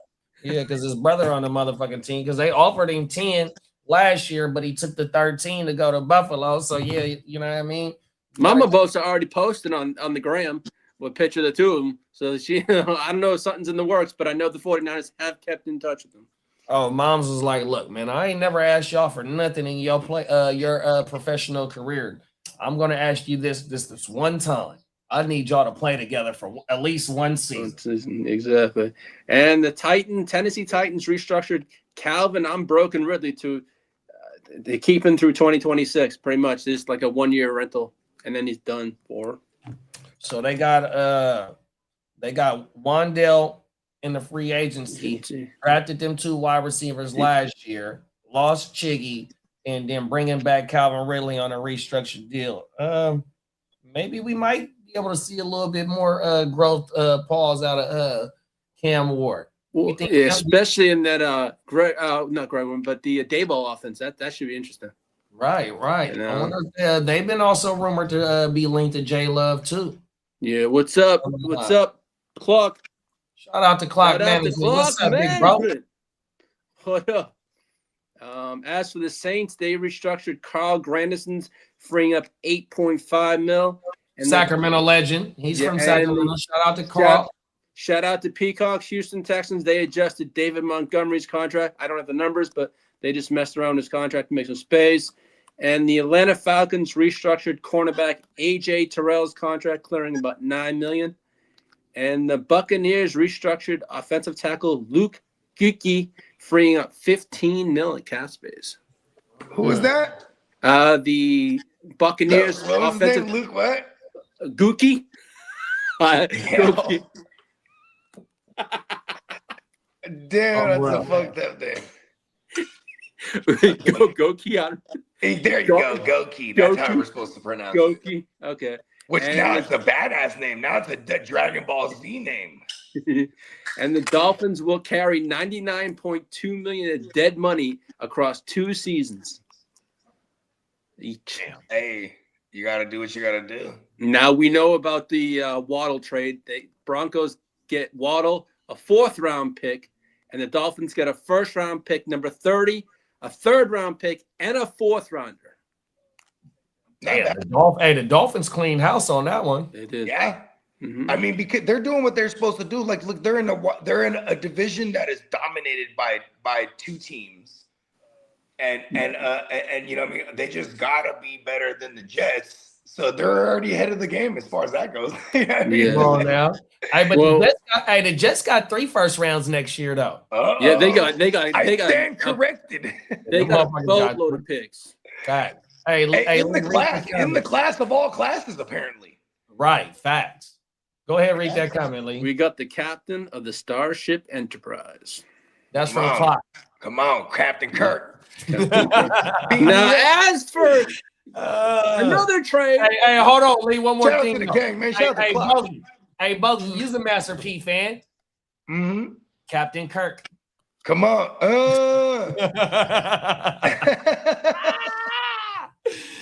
Cold world. If y'all don't know, go listen to that Captain Kirk. Hey, by what is Master that? P. Is that on the Ghetto D? I think so. Oh my It is mom. on the Ghetto D album. Hey, that's a classic Master P joint. Facts, 100%. now speaking of other trades, Justin Amuse Fields will have traded to the Kansas City Chiefs for a future Hey, hold on real 6th round pick. quick. Yes, I'm sir. not only a Master P fan, he was my hero growing up because Oh, he that was shit. really getting the munyon. Fuck what he was rapping about because he was kind of weak with the bars, but he was really getting the munyon, and everyone, as far as it looked, and when I was growing up from the outside looking at it, everybody around him was shining too. It was like, I wanted to be like Master P. Make sure Yeah. everybody Hey, around look, me. bro. Hey, look, bro. I'm gonna tell you like this, right? So in my early 20s, right, I had a 78 Cadillac on some 22-inch spinner wheels, and I had the Come on. PS2 in that motherfucker, right? We are riding around, blowing, watching I'm About It, dog, on a burnt DVD, 100%, bro. That's our shit, bro. That's a real trap classic, 100% from where I'm Yeah, it from, is. bro. That shit, that and motherfucking Blood Thicker Than Water. Heat, I just sent the link to Heat 2 in the motherfucker. Like, look, bro, Hey, we you know what's riding funny too? around, Even blowing Baller Block on the even way, Baller Block, like bro. writing shit. Like, look, bro, that's our era, bro. Yeah, Hey, because Heat, like, bro, you know that? Oh yeah, that Heat, that sequel shit that you sent out, I'm tripping. I'm like, and you Leo's see the in it cast. Look at the rumored cast to too. be Yeah, in that bro, motherfucker. Leo's in it too, bro. That's my Whole guy. world, Oh, bro. Oh my mama. So yeah, like that's that era. That's all the mid 90s right there. The movies right there. So yeah, I'm about it, bro. You know what I mean? P said, Casey, you's a hustling motherfucker. This is how the movie start off. He's a Bitch, you hustler, stealing. motherfucker. Bow. Hey, look, bro. Never mind. You know, some of y'all might not know what About It is. Is you about it? Oh my mama. Cause I'm about it. Uh-oh, Peacock got some breaking news, Lee. Wyatt Tell is now the Texans. Hey, he doesn't fit our scheme. You've been asking him, you've been wanting him, Yeah, but I saw a graphic that came out. Hey, Lee. No. Lee plays every The side of three the field. guys I wanted don't fit our scheme. What happened? It's a I'll news. send you the It is a picture. news. And JD, I'll send it to you. The three players I wanted, the guards don't fit McDaniel's scheme. Oh. I mean, you gotta be more. But they signed, y'all signed a guard, though. We talked about him on the last podcast. Yeah, but the graphic I saw the guy from the 49ers exactly fits our scheme. Burford, you said? Burford, yeah. He's a 95% person in McDaniel's scheme. Well, he coming from the 49. That motherfucker ain't did a whole lot of nothing for us. Yeah, hold on a second. I'll send this to you. But I understand what you're talking about, though. I see the correlation. 100%. But y'all signed a guard, too, though. What's the other guard we talked about last week? We got Ingold. That's What? a fullback. That's a fullback. We got Ingold. We got What? We got Kolar. We got What? stuff. Here, I'll pull the picture out, bro. Yeah. You just. I'm already on to this week. His name is Cole Strange. Cole Strange, correct. Cole Strange. Brent Strange's brother. Yeah. Come Well, on now. as for They Justin, gotta be. I'm in these green fields, got traded to the Kansas City Chiefs for a future 6th round pick. And the New York Jets are going to absorb the remaining $10 million of his salary. But they definitely did recoup from what they spent to acquire a Justin Fields too. I mean, a Geno Smith. I mean, Mm-hmm. so they sent away a late round woo wop. I think a 7 or a 6, whatever it was, 6, 7. Peacock, to now- answer your Are the question, kids still saying that? Peacock, to answer your That's so question, the short-lived Chargers nowadays. are not sitting around. I think we're going to address all those needs in the draft, and it's guard. Yeah, but he just said. Peacock, I can send it to you. Wyatt Teller, it does not fit the scheme. And if it, that's You know how what's it's gonna funny be, about that? Mike Oh, here's the McDaniel thing, this though. year is Here's pulling what's the funny string. about I that. hate to say it. He's Here's what's pulling the funny about string. that. the Texans are bringing over Teller on purpose, right? Because their scheme is a similar scheme that you guys are going to run right now.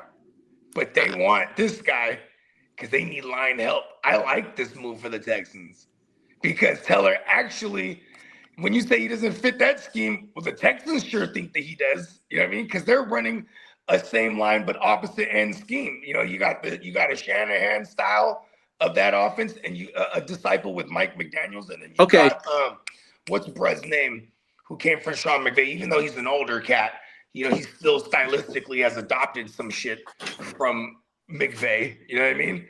So I think Teller probably would have been all right for y'all, but you just can't retain him. You know what I mean? It's just business as usual.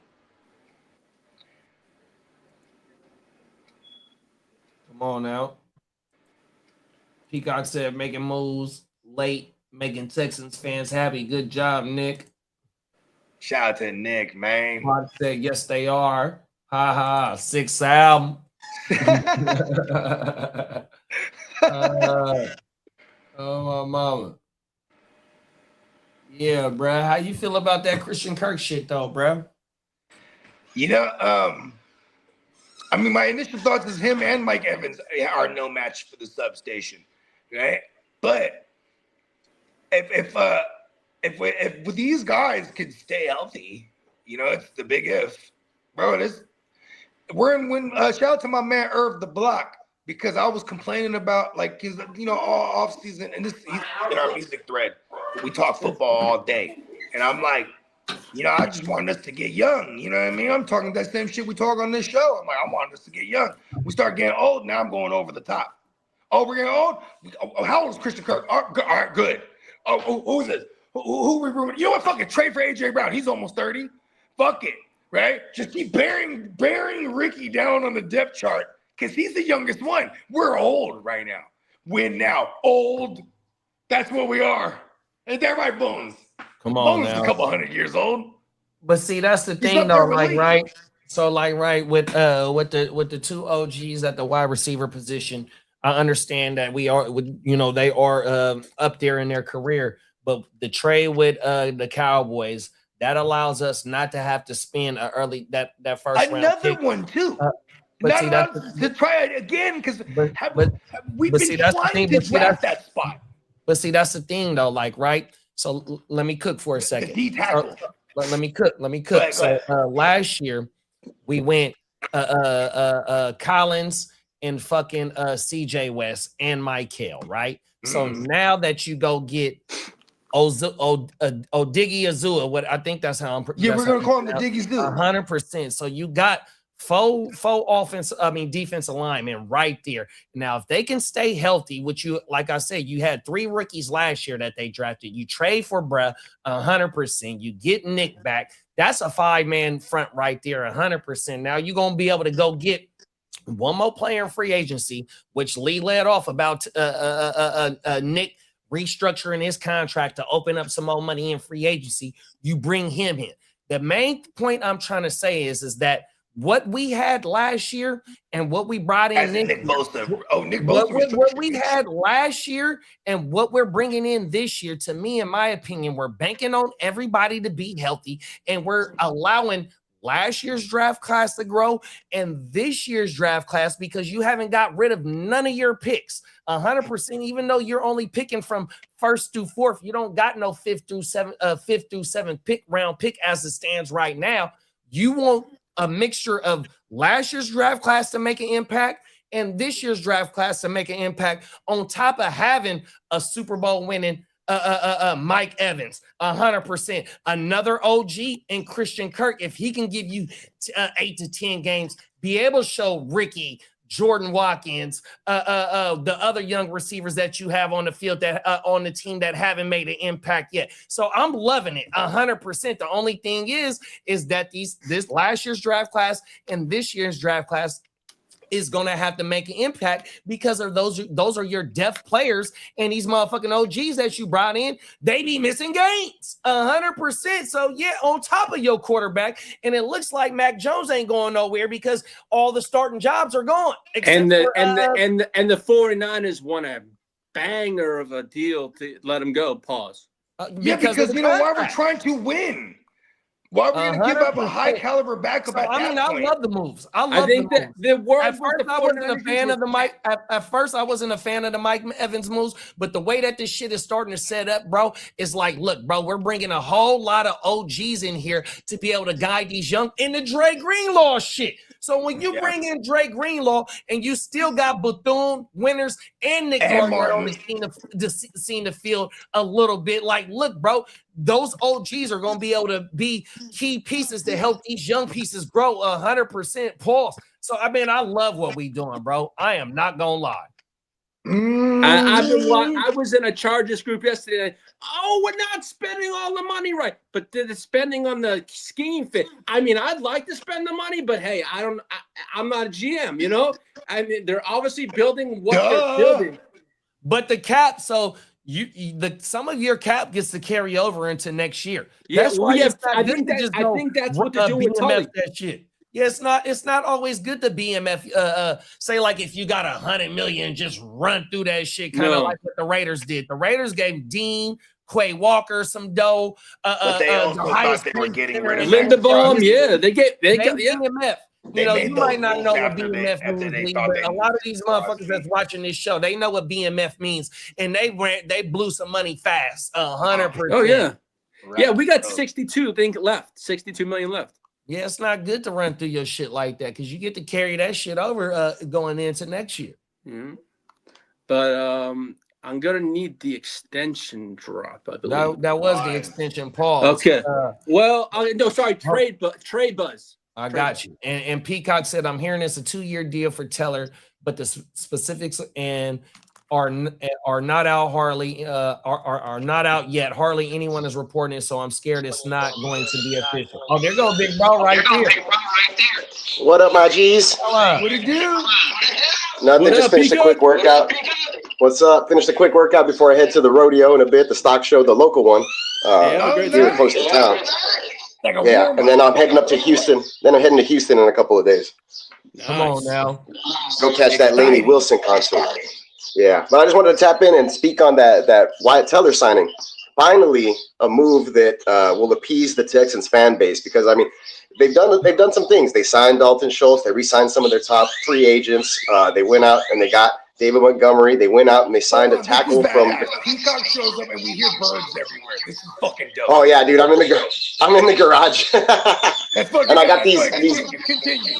I got these big pine trees, and the birds like to nest way at the very top. So anyway,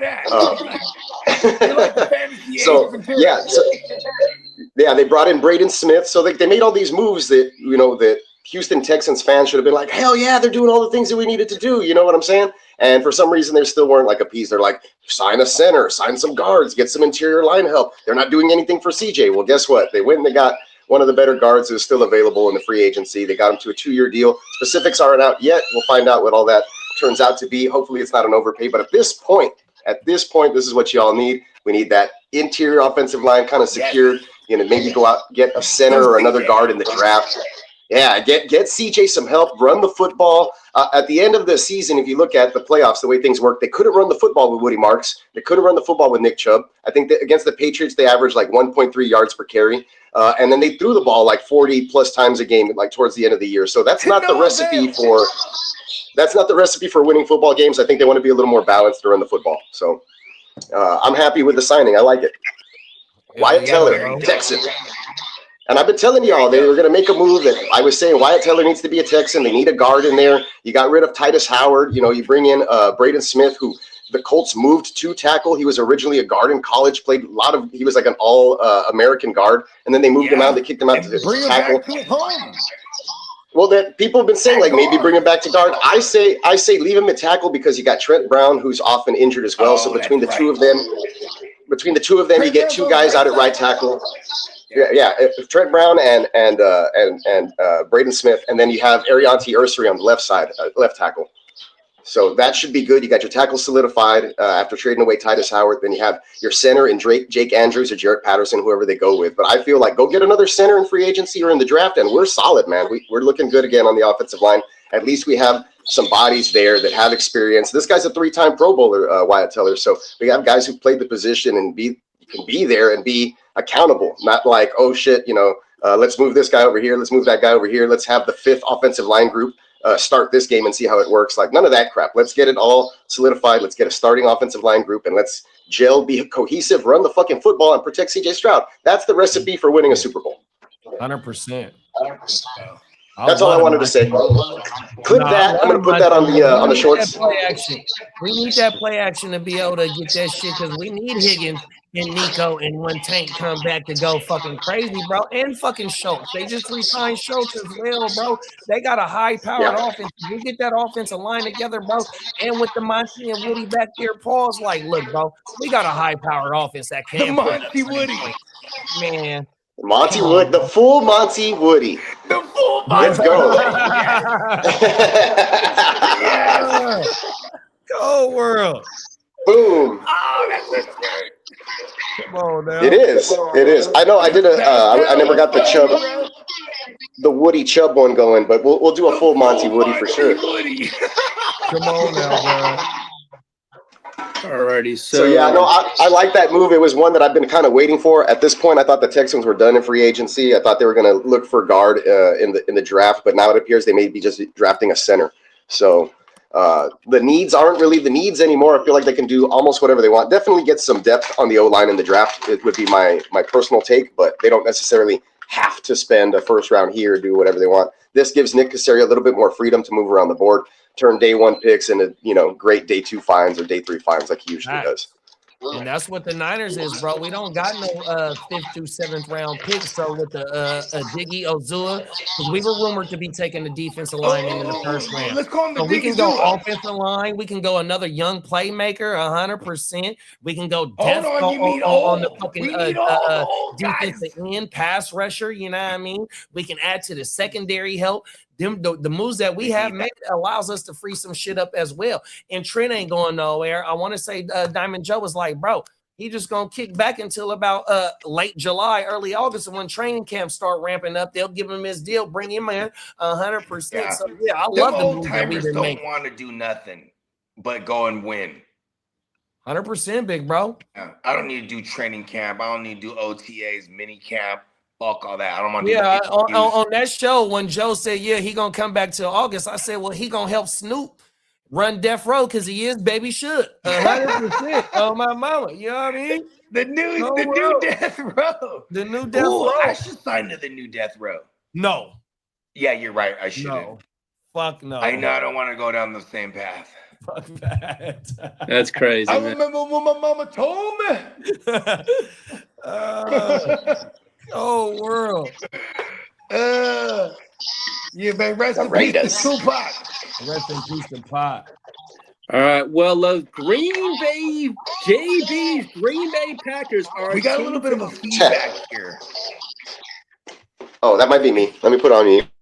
Okay, cool. The there Green it Bay is. Packers are a team to monitor for a possible Anthony Richardson trade. Oh, my bad, big bro. Hold on. I forgot to get the trade shit. Okay, yeah, we can hit the drop. Which one was the trade? Was it the rumor? It's trade.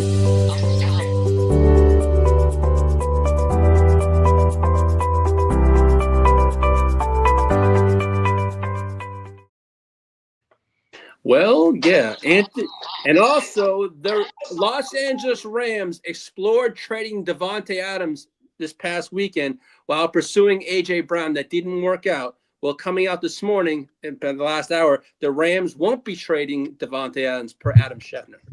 After all these rumors were circulating a few days ago that they explored. If it ain't broke, don't fix it. Exactly. I got a question. Yeah. So If what it were ain't they? fixed, don't broke it. I got a question though, y'all. What were they looking to get for Devontae, and what were they trying to send to get AJ? Okay, they paid a first. They paid a first for Waddle, right? And a fourth and a what? A third and a fourth, I think. Third and a fourth. Why the fuck didn't AJ Brown go for that? You That's get what a I'm damn- saying? That's a damn good question. Hey, bro, I did not think about that. Why You did, did 'cause why we didn't woke up AJ this get morning. traded? Hey, go ahead, talk your shit. That's shout out to my man East Up. He's the one and only true through and through Broncos fan that I know because I grew up with, right? Mm-hmm. Shout out to him. And I texted him this morning. I said, the hot rumor is AJ Brown to y'all. And he's actually the one that texted me back. When they got 10 minutes later, he's like, bro, we got Waddle. I said, oh shit. That's you know what I mean? Shit. And I just thought of that right now. If he went for a first, and if they remember, it was the Eagles said, I want a 1 and a 2. Then now they're saying I want a 1 and a 3. He went for a 1-3 plus. Why? What happened there? Right. And that's out of conference. I don't understand. Look what they did. They went interconference. Miami don't give a fuck where they're sending him though right now. Because Miami, they just robbed Denver. They just robbed Denver, even though it's the 30th pick. They're on a different height. But yeah, they just picked up an extra 2 picks. No, they picked up an extra 2 picks because they had to send the 4th, I think it was. The league got the compensation. So they picked up an extra 2 picks on already what they had. And it was a couple years.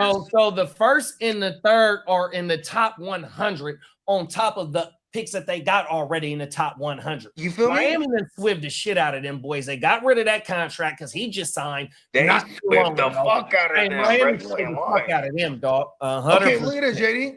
So is it? Do you think is it just a couple years difference of age that makes them go to Waddle, or maybe the role that they specifically view, Sean Payton specifically viewed? I think it's the role. In my opinion, Howie ain't trading AJ. As of right now, AJ Brown would have done it for the one. As of right now, AJ Brown is the best wide receiver that's on the market. But yet we see Waddle go. But yet he's not on the market.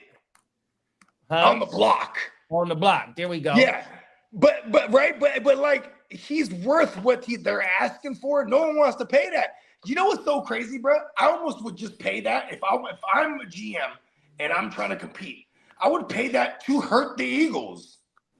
Yeah, only thing is though, like, big bro, I'll be like, fuck it, let me take their best receiver. Only thing is though, big bro, about a team that's trading for AJ, right? It got to be a specific team because not only are you trading for the talent, you're trading for the contract. And then a lot of these teams that's in contention that wants to add him, they not cap friendly. So that shrinks the market down to the motherfuckers that can trade for that contract. So the Bo Nix like type shit, rookie contract, good team that was just in the AFC Championship. New England, they just got their number 1 wide receiver, so-called, in Romeo Dawg. He needs to go to a team with a lot of cap money, like the Chargers. No, for sure. And they passed. And they passed. They got his motherfucking ass. Ric Flair. Woo!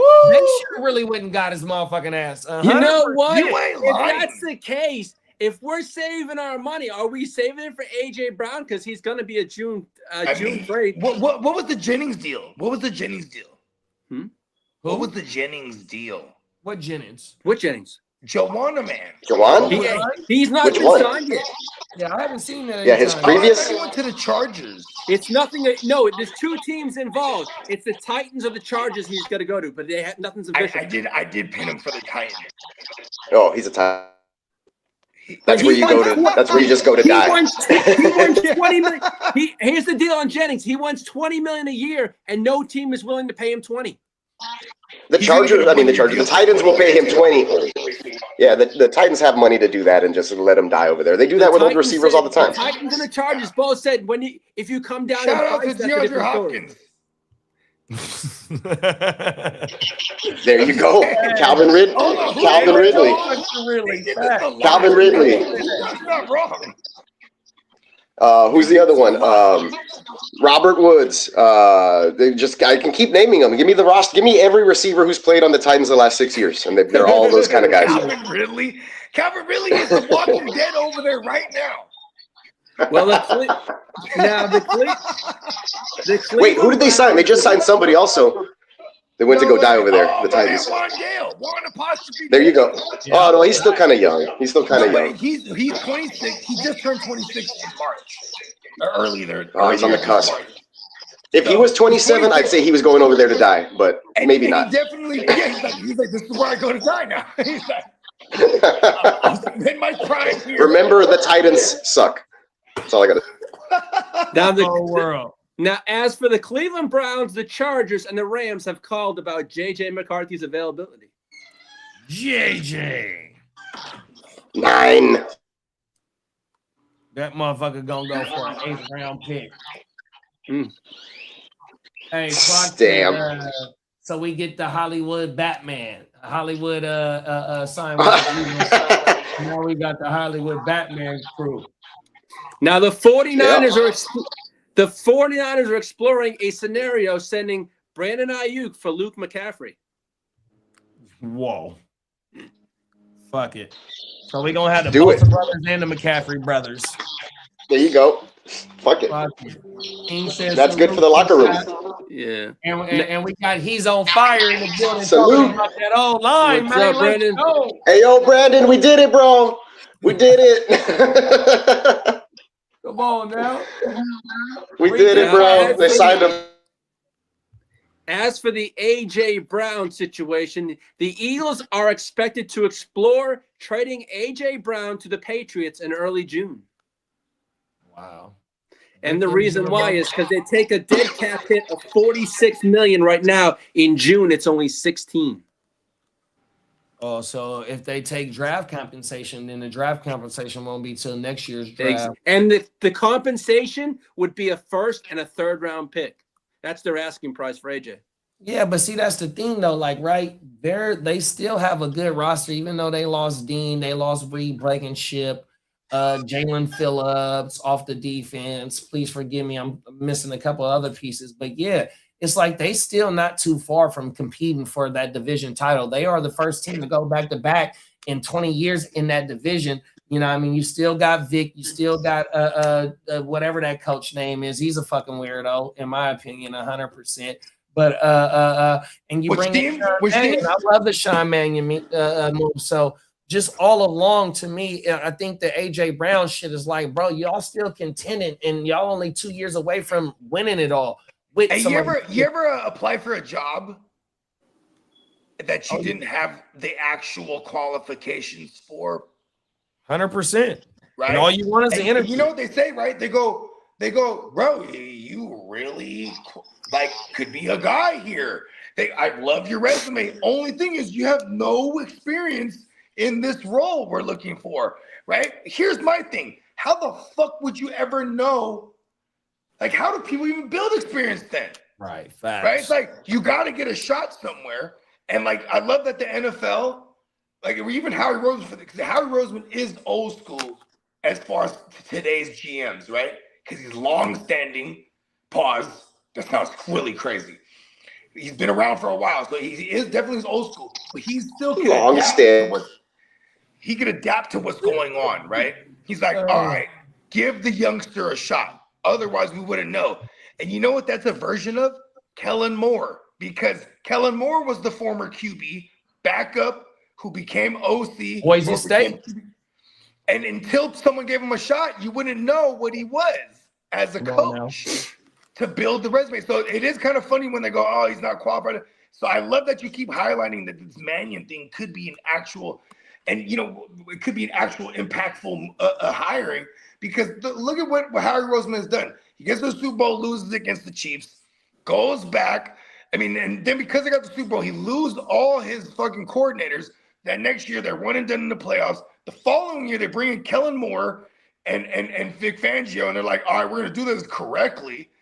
Now they get poached by Kellen Moore last year. This year I feel like they're gonna do it right again. So this Mannion thing might be really fucking interesting. I'm telling you, bro, that's how I feel, dog. 100%. So we do now have 5 teams in the draft that have 2 first-round draft picks. You got the Jets have 2 and 16, Browns 6 and 24, Chiefs 9 and 29, Dolphins 11 and 30, and the Cowboys 12 and 20.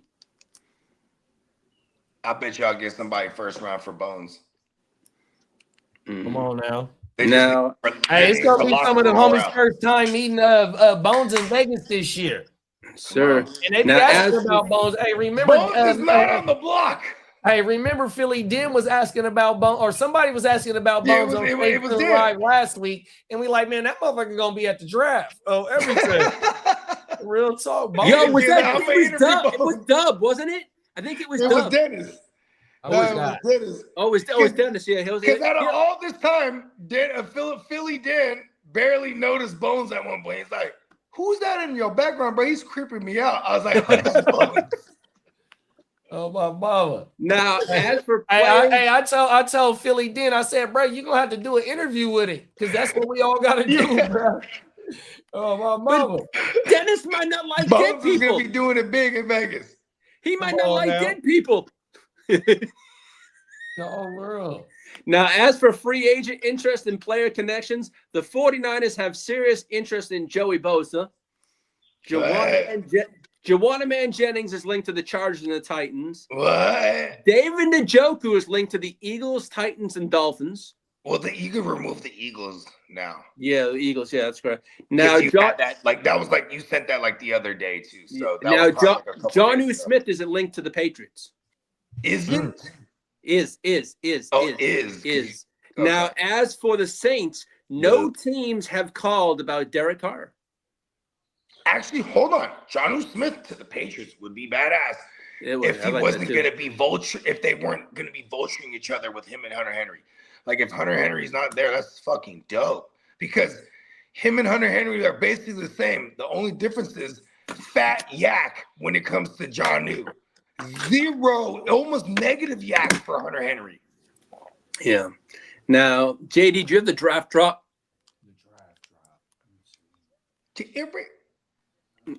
All right.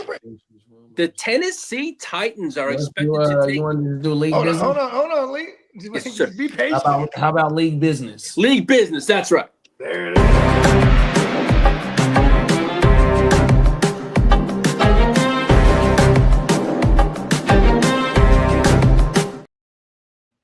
The Tennessee Titans are expected to take running back Jeremiah Love at number 4 overall. Oh shit! This should be rumors. Yeah, well, All right, wait, hold on. Boo.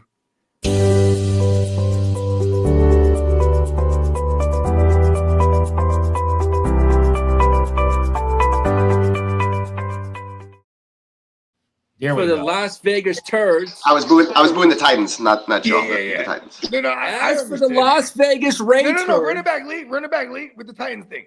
the Titans are expected to take Jeremiah Love at number 4. And that would definitely put the Giants, in my opinion, The taking Sunny Style. the Sunny Styler. That's styling. The S styling. I'm gonna have to do the Jay Styling drop. Yeah, I'm gonna do a Jay Styling drop first, bro. Let's go. Now, as for the Las Vegas Raiders, Real quick. Hold on, Lee. One more thing about S styling. Sunny Style. There's been multiple people, I'm not saying no names, but there's been multiple people that I know that are inclined to target S styling in the first round of our fantasy rookie drafts. Like, that's how high that kid might go. Depending on the spot. You know, our players in our league don't play. You know what I mean? They hit hard. He might be worth one of them first round. I mean, Travis Hunter was, because we all had the right idea. Just he got hurt. It didn't pan out. Like, you know, things like that happen. Things like that can occur in the field. But as Styling is in that conversation. Yeah. Robot shit. Badass. That was fucking. It sounded like what's his. Interrupted by the radio. That was fucking Soundwave from fucking Transformers. Yes. Yeah. That's fucking badass. How come I don't have that? Yeah, that's cool. I'm jealous. Now, as for the Las Vegas Raiders, they're going to be hosting running back.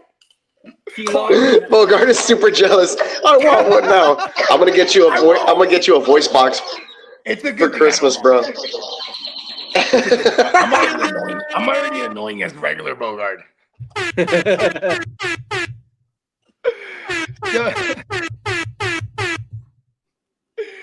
Jamaicans, man. Shout out to all my Jamaicans.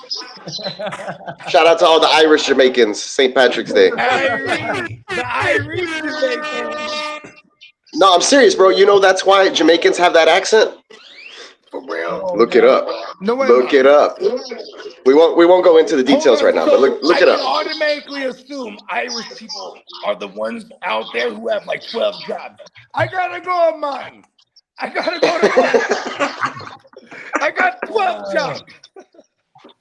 Now, as So there's a dialect in Ireland that sounds like that, bro. And then that they put people in Jamaica, and then they stayed with that accent, and then it turned into its own thing, and now it sounds Jamaican, but it's technically an Irish like dialect the way that it sounds. The patois. You go listen to. I'll send you all a clip. There's like a white dude. He's an Irish guy, and he's talking in Parliament or whatever they got out there, and he sounds Jamaican, but that's because that's where he's from in Ireland, where they all sound like that. Oh wow! It's wild. Region. Right. Yeah, it's wild stuff. So they brought because you know how like I'm an asshole probably to English people, like without even me knowing it, when I'd be like, "Oh, hello, mate," and blah, blah, blah, blah. I'm doing this because it sounds universal, but it's like when you're actually from there, you'll be able to tell the dialect. They'll be able to tell someone like me, why are you making up a fake accent? Like, you know what I mean? Right? Like fake dialect. British accents. And I mean, Lee will tell you, you know what I mean? Hey, this you bloody fuck, you bloody it's a viral clip of the LSU coach when he got hired last year, the year before last, talking about family, talking about how how the New Orleans people got their own, like you can tell they from New Orleans, you know what I mean, in their voice. That motherfucker is nowhere near from down south, and he tried to do the fake accent of the down south. Family, and man, that motherfucker was viral for faking that shit. Do you remember when Liam Combs got hired by the Duval? He said no. He said Duval. Oh, he put the accent on the wrong part. Fuck that up. You better get them to the playoffs. He made up for it. Yeah. Duval. People let it slide, but if they suck, trust me, they'd have been like, "Oh man, see, I knew it from the press conference." Not him. Now we do have some injury update for a draft prospect. KC Conception had a routine knee scope and is expected to be 100% ready for rookie minicamp. Uh-oh. That sounds like oddly biblical conception. Right? Hey, we got PB and the Dub in the building. What's up, big bro? What's up, PB and Dub? That's our guy right there. Also, the Ravens only signed Lamar for 1 year. They're going to work out his new contract in the next coming weeks. That motherfucker didn't want to say extension for nothing. Nope. He had 1 year deal, so they on his game now. Free agency. He'd be pausing. Before he used to just pause everything but the right things to pause. Oh, world, I see you, Lee. Let's go, Lee. Now, as for Ken Walker, he reportedly got frustrated with the workload, split pause with Zach Charbonnet. Walker was getting 47% of the snaps, and Charbonnet was getting 49% of the snaps. Hey, shout yeah, out him and everybody else in the world was frustrated. 100% facts. Yeah, shout out to the Heart to Start opposing podcast. defenses also. Shout out to JD's I just dropped a video about that backfield, man, that cooked me last year. So if y'all get a chance, please go slide over to the Heart to Start podcast. Watch Hey, JD. And that shit ain't even your fault, bro. That shit was just annoying. You know what I mean? It was. Now, 100%. That shit was totally annoying, big Now, bro. before the Kansas City Chiefs signed Justin Fields, they had their eyes on Russell and I'm Not Dangerous Wilson. Oh, shit. My God. Hey, I bet you that motherfucker get a job somewhere, though. Yeah. You know what's annoying? Is that probably would have been us if we traded away Mac Jones for real. I know. Because he played in Arthur Smith's system already, and he never played in Kubiak's joint, but Arthur Smith with the Steelers, you know what I mean? Now he could, because Arthur Smith is a Matt LaFleur ripoff, who's a fucking McVay ripoff. I mean a Shanahan ripoff. So it's like, you know what I mean? Wow. Because I had what I would have thought. I had in my news, right? Aqib Talib said yesterday he had sources saying that the Broncos would get an offensive weapon. Damn, he was right. I mean, he's a Broncos alumni. Yeah, he's been calling their games for a little while there after retirement. And also, the Ravens are among the favorites to land defensive tackle Jalen Carter. Oh, Who's shit. this? The Ravens? Ravens. Oh, they're going Ravens. in. Ravens. And you know what's Ravens fucked up for the get AFC? The AFC, it's fucked up for them because the Eagles, traditionally, when you're sending away a star player, you're sending them out of conference. It's like minimum, right? So it's bad for the AFC North because that's an actual realistic option here for them. They can go get Jalen Carter to the Ravens. You know what I mean? Well, Darius Slade announced his They're not going to retirement. pay him. They just paid Jordan Davis. So Yeah. I'm glad you said that, Bogey. So what do you think that old boy's? Oh, and then draft they signed Jonathan Allen.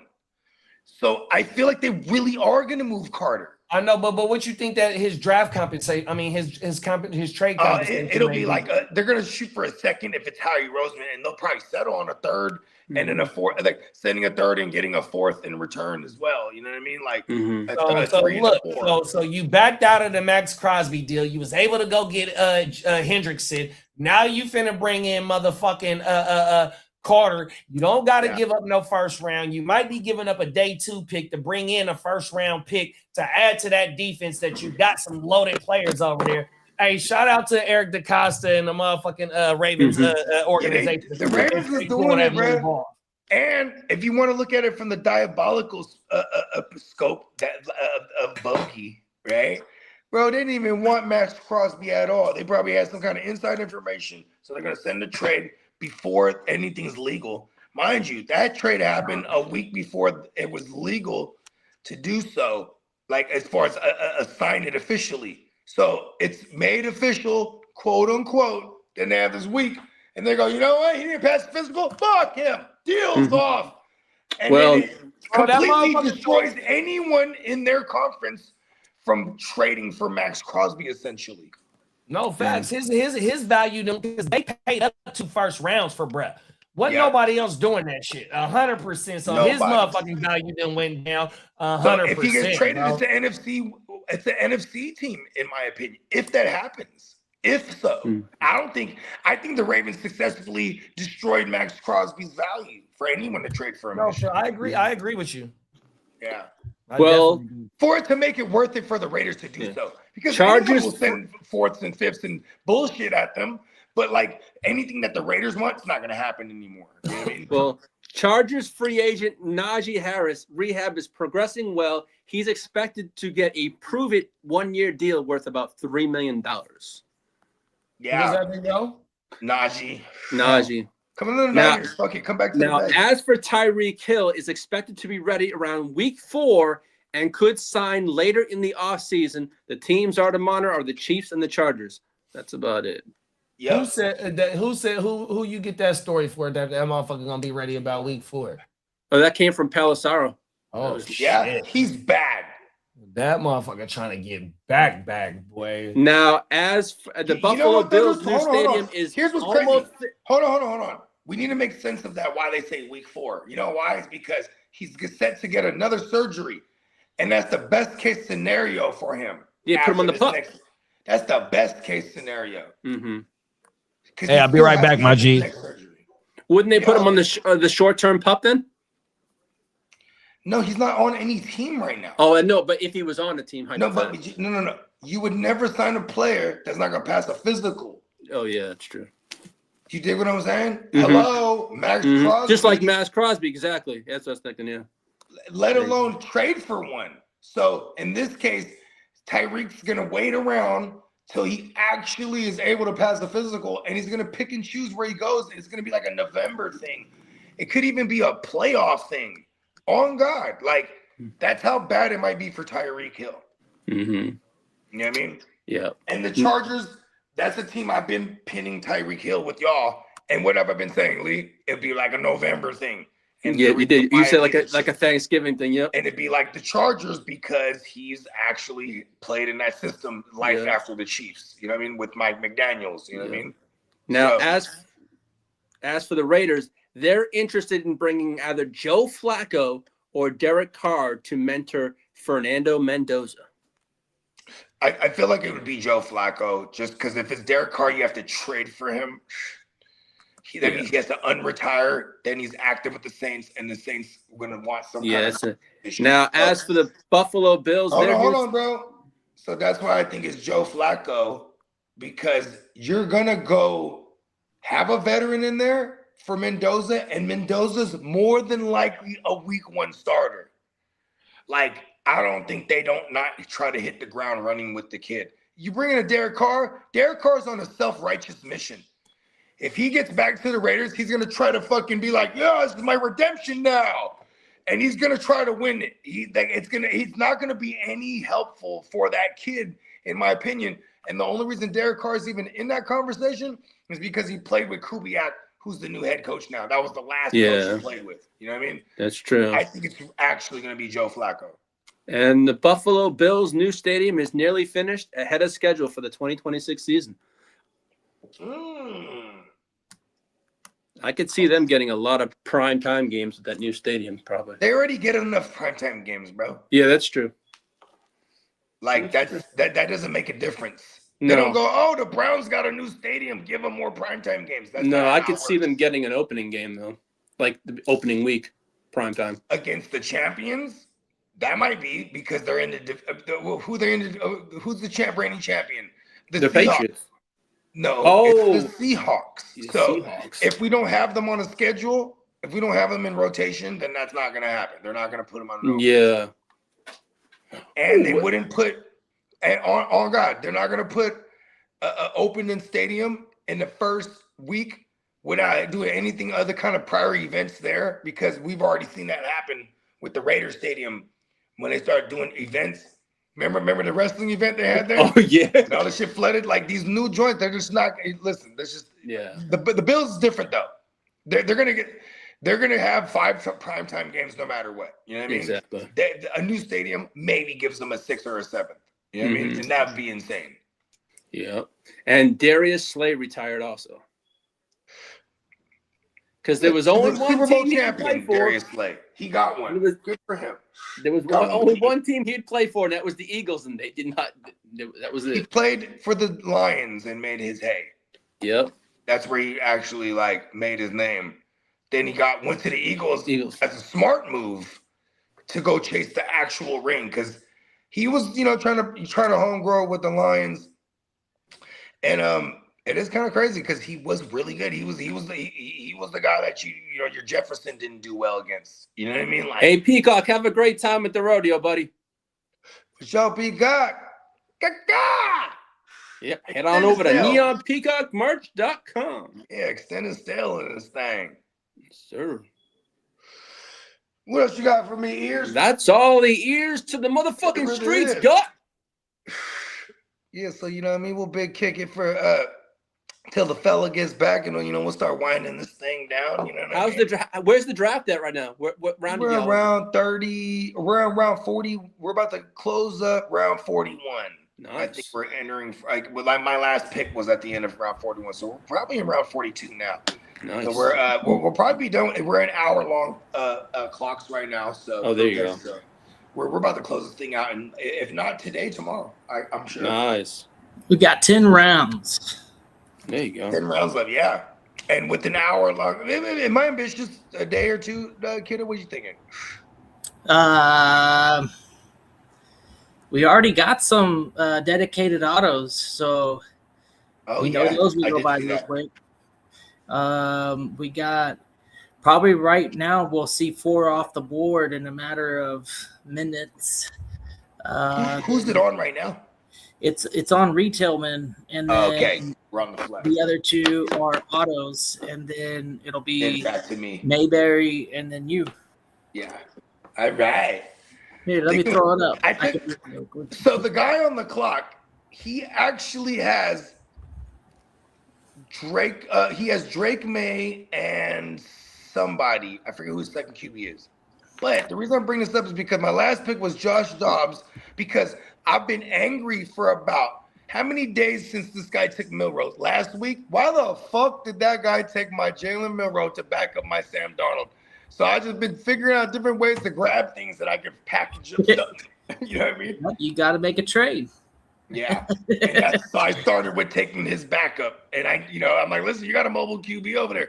What are you doing with Milroe, who's the backup to a statue pocket quarterback who is about to get paid? You know what I mean? Like, you don't need Milroe. Give him to me. He's worth it for me only. You know what I mean?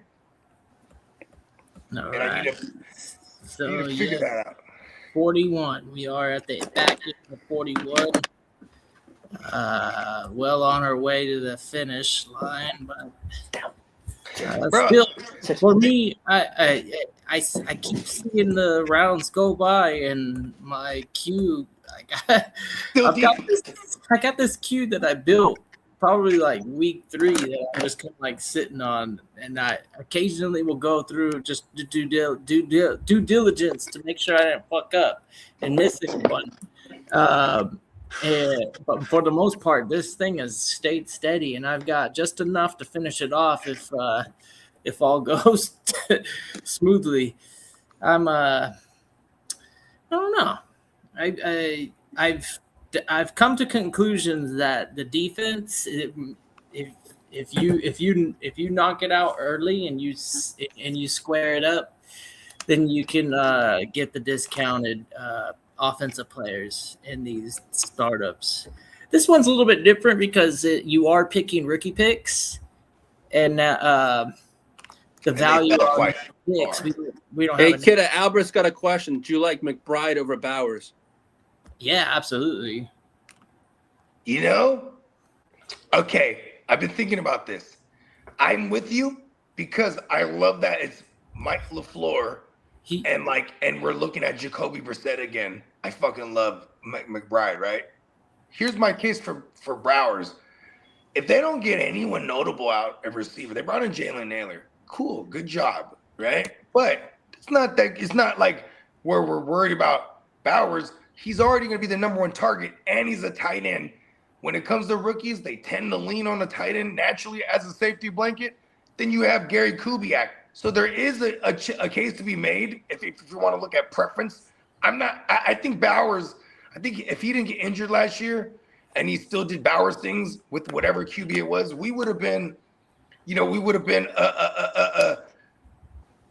actually, I guess McBride still would have been the first one because he did actually set a record for a tight end, right? I think he caught the most. Yeah, I was about to say, whatever opinion you have on McBride, the facts are that whoever it is in trailing. As long as it's not Kyler Murray. It's not up for grabs. They really are in pursuit. They're gonna have to play pretty well. There's no indication that his ability isn't sustainable. I will say this. I want to add one more thing. If someone does take Bowers before McBride, and you're in a tight end league where you have a tight end spot, they trigger one or the other. Like this year, whoever takes one, the other one's getting drafted, if not right after, shortly after. Like it's just how it's going to happen. Yep. And we've seen this before where tight end classes are thin, so you really value the top end ones. Yeah. And those two are really in a league of their own right now. Not saying that anybody else can't jump up in there, but do you have any ideas that could be as effective for fantasy? Like that we're not paying up for? Not anybody in particular. There's no tight end that I can see that gets more than 100 targets outside of those two.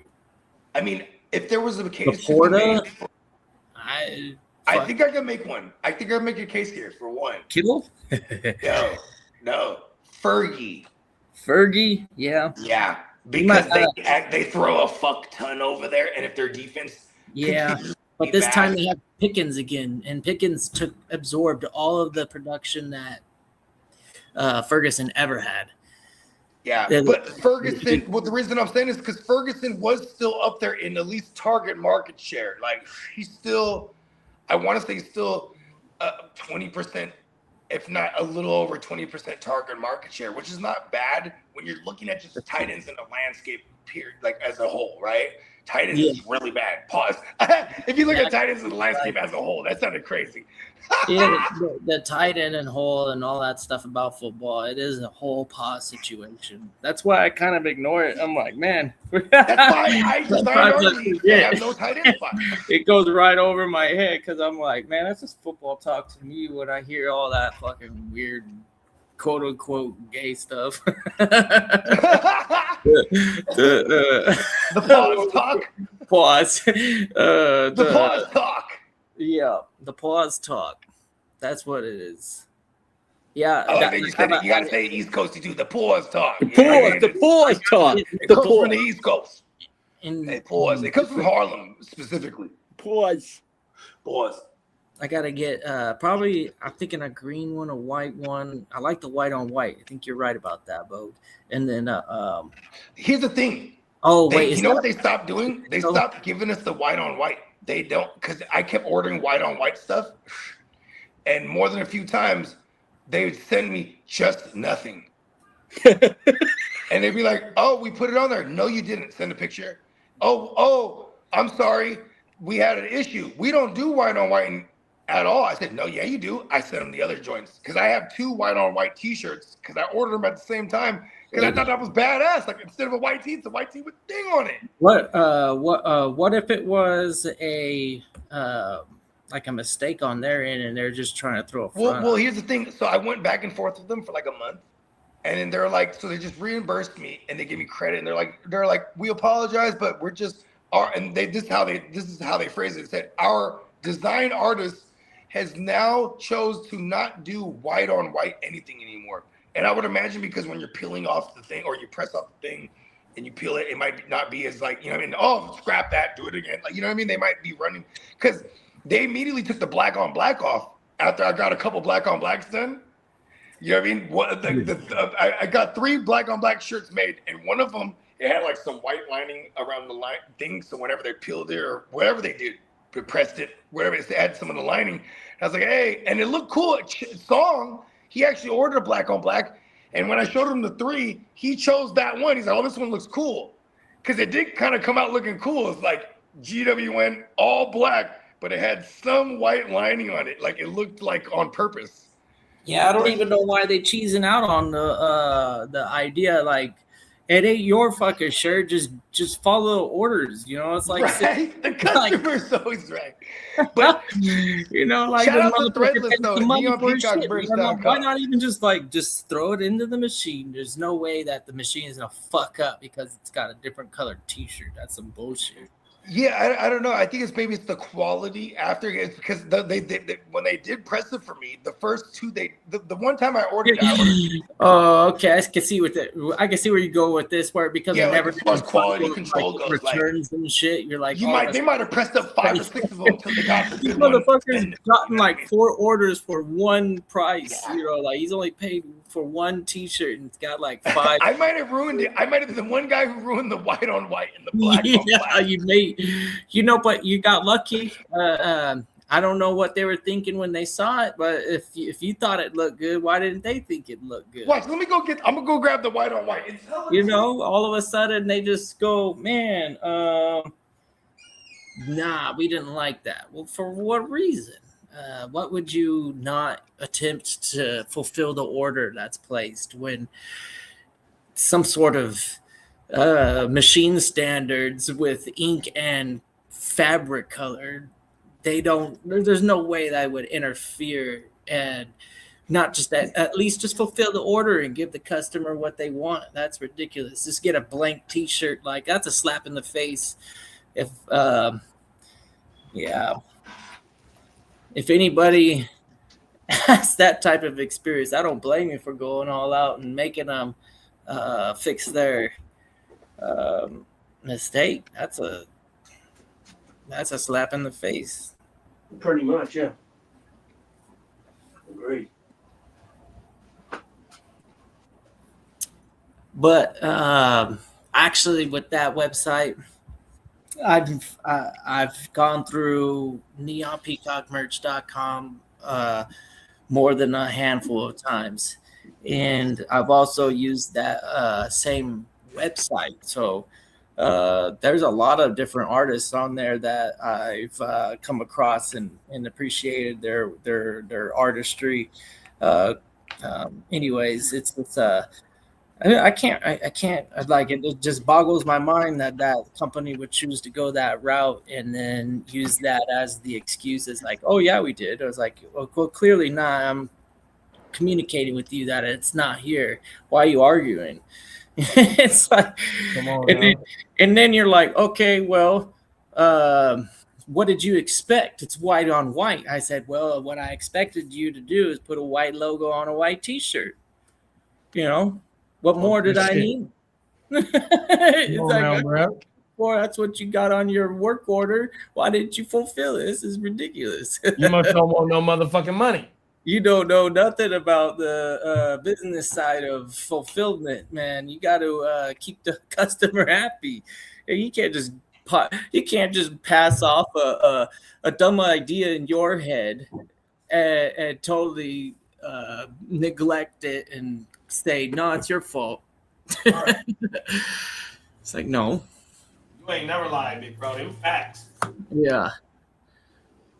Yeah, it's a part of I'm not an artist, but I'm sure it's a part of being a tattoo artist sometimes, is that you have to swallow your artistry and just fulfill the customer's need because, you know, what they want. Exactly. Yeah, and I get the tattoo thing because that's perfect. Right here, man. These are hell. See, I could burn this this right here. Then I only That's got what one I'm more. talking about. See, I would totally let us do it no more, and it's a stupid clean. Yeah.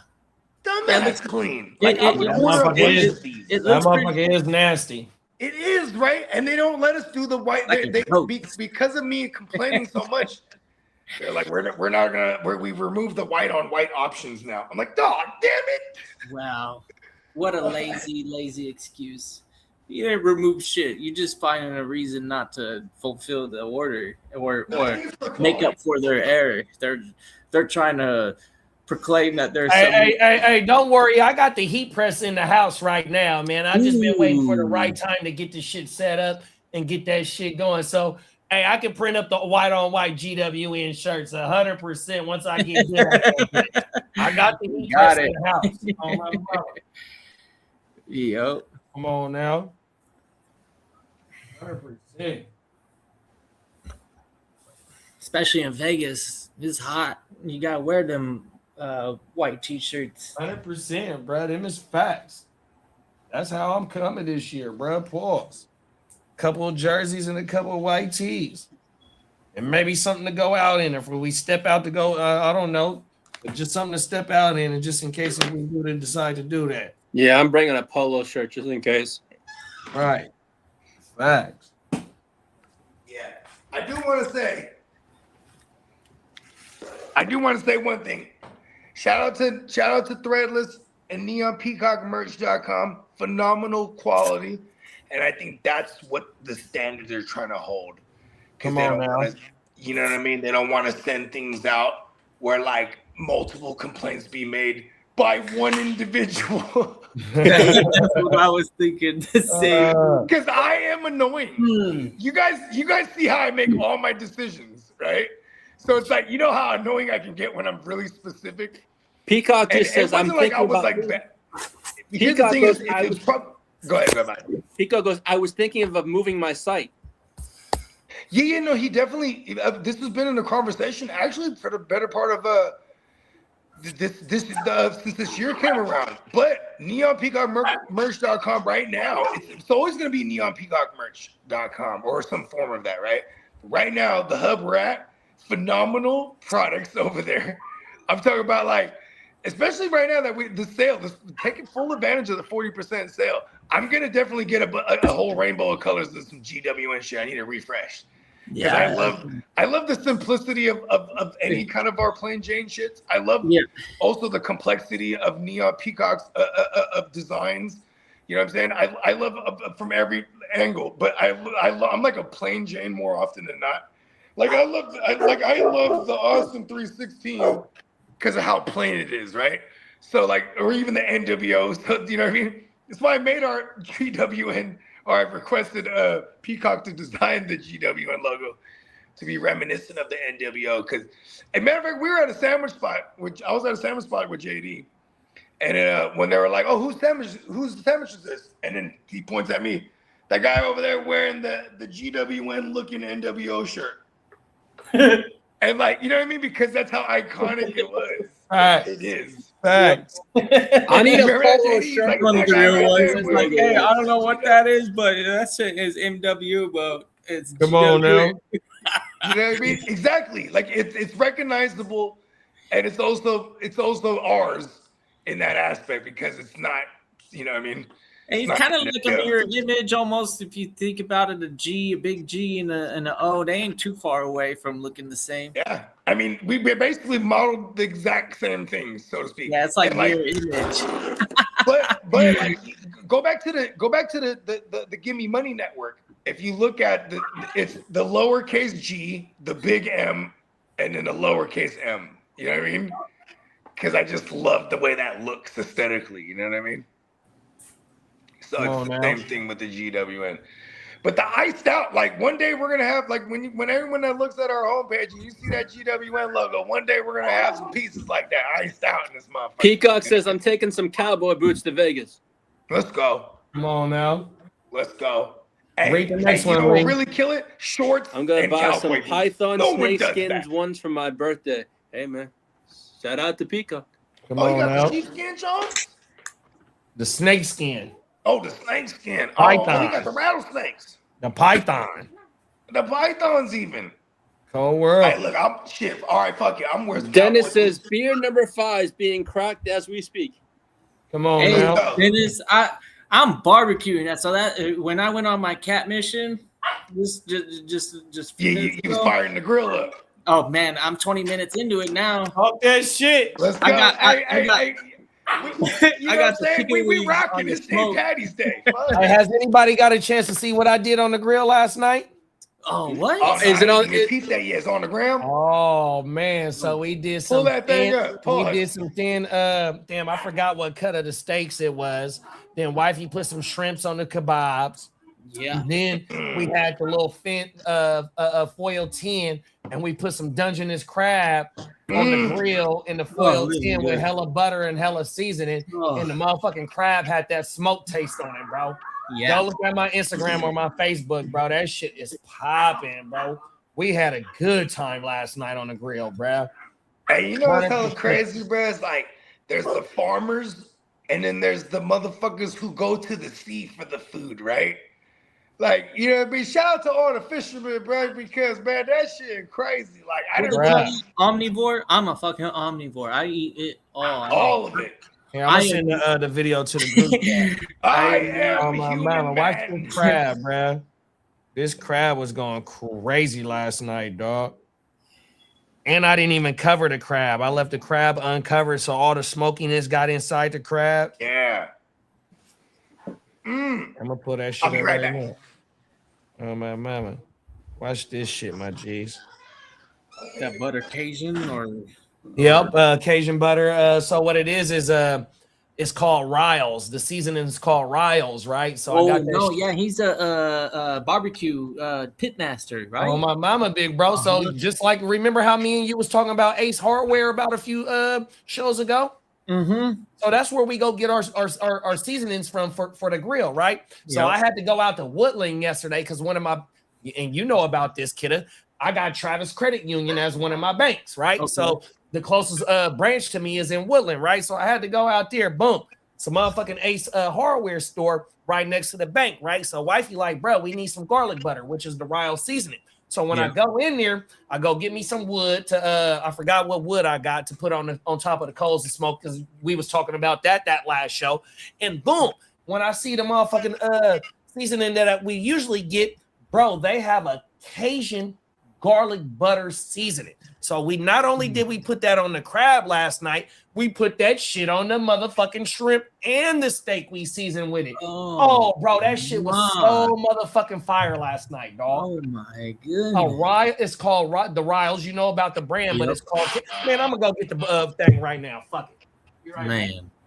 Watch this shit, dog. My chicken ain't looking very good right now because it's so early on in the process. But if we were on in another hour or so, smoking these chicken wings, I'm sure they look real nice on screen. But right now, it just look like a fucking uncooked piece of chicken. It's not even worth showing y'all. But it's tasting, it's smelling, and I'm sure it's gonna taste. It's pretty fucking good. I used a different seasoning this time. I got a new neighborhood, so I'm going through the grocery store, and I found something that's probably pretty much mainstream, but something that I never fucked with.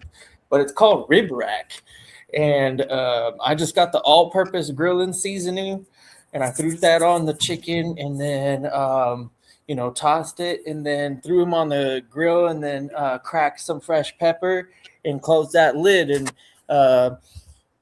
there's a saying with these fucking slow cooking methods. Right here. You ain't cooking, bro. Yeah, if you looking, you ain't cooking.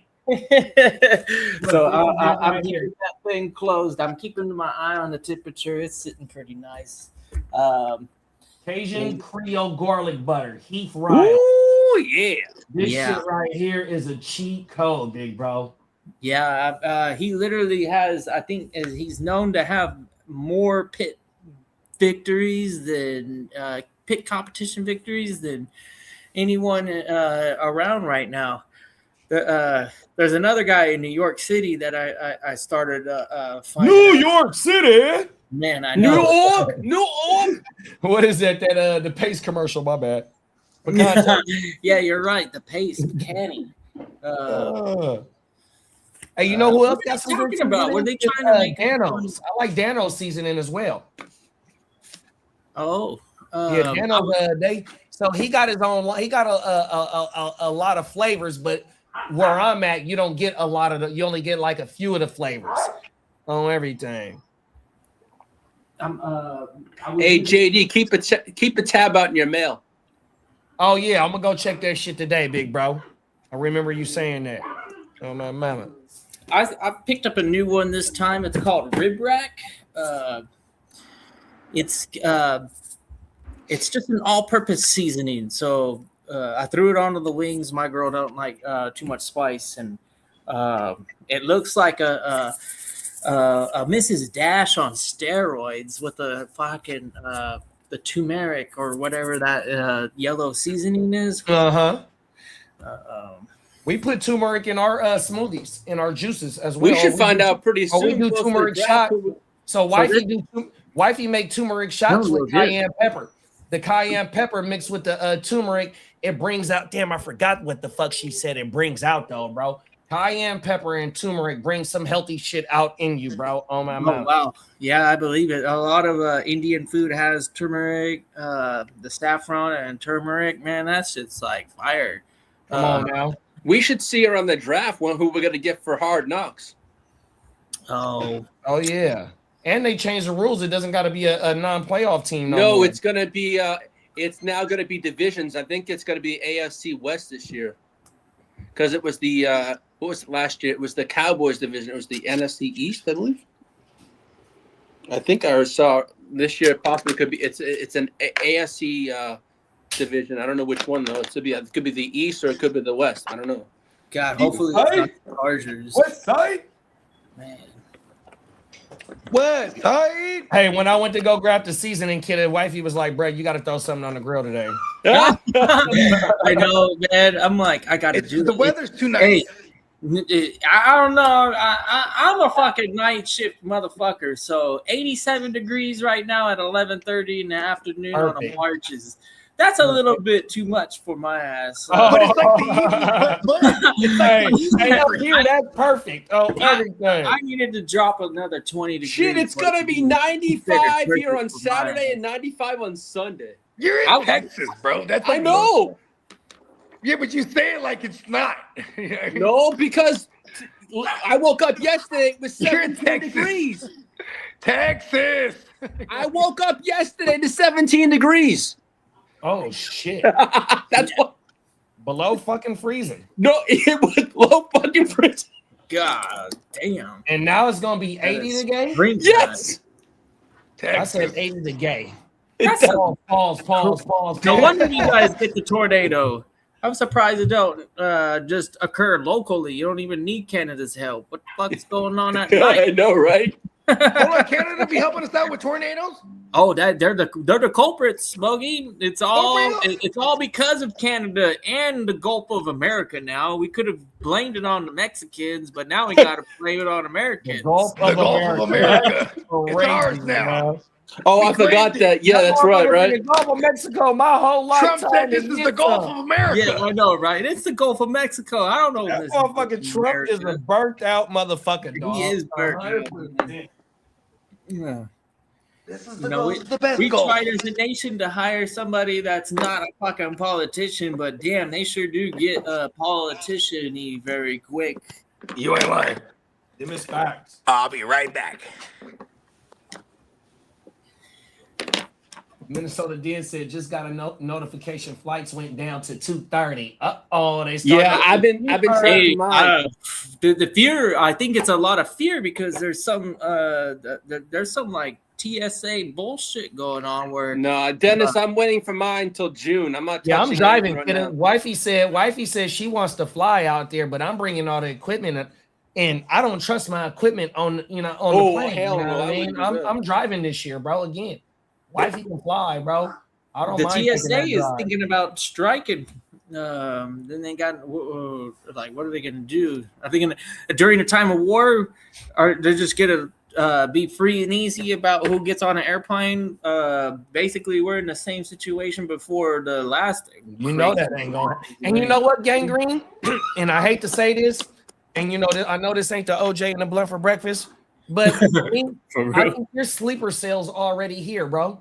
Okay, yeah, I wouldn't be surprised. They gotta be, bro. The border's been open for so long. Working, and we've already disclosed it. That like we came out and said, "Oh yeah, we had a CIA guy in the building with the fucking Ayatollah making decisions about all the the head honcho decisions." In that same conversation, informant style. So you don't think that anybody else is playing by the same rules and same game? I don't know. War is war, bro. It ain't no low blows, bro. I'm waiting for my tickets to go down to like under about 125. Except for nuclear shit. When it's around 125 to 130, I'm hitting the smash button. Do you got your alerts on? Yeah, I got all set up, and I'm going exactly the same way as the last year.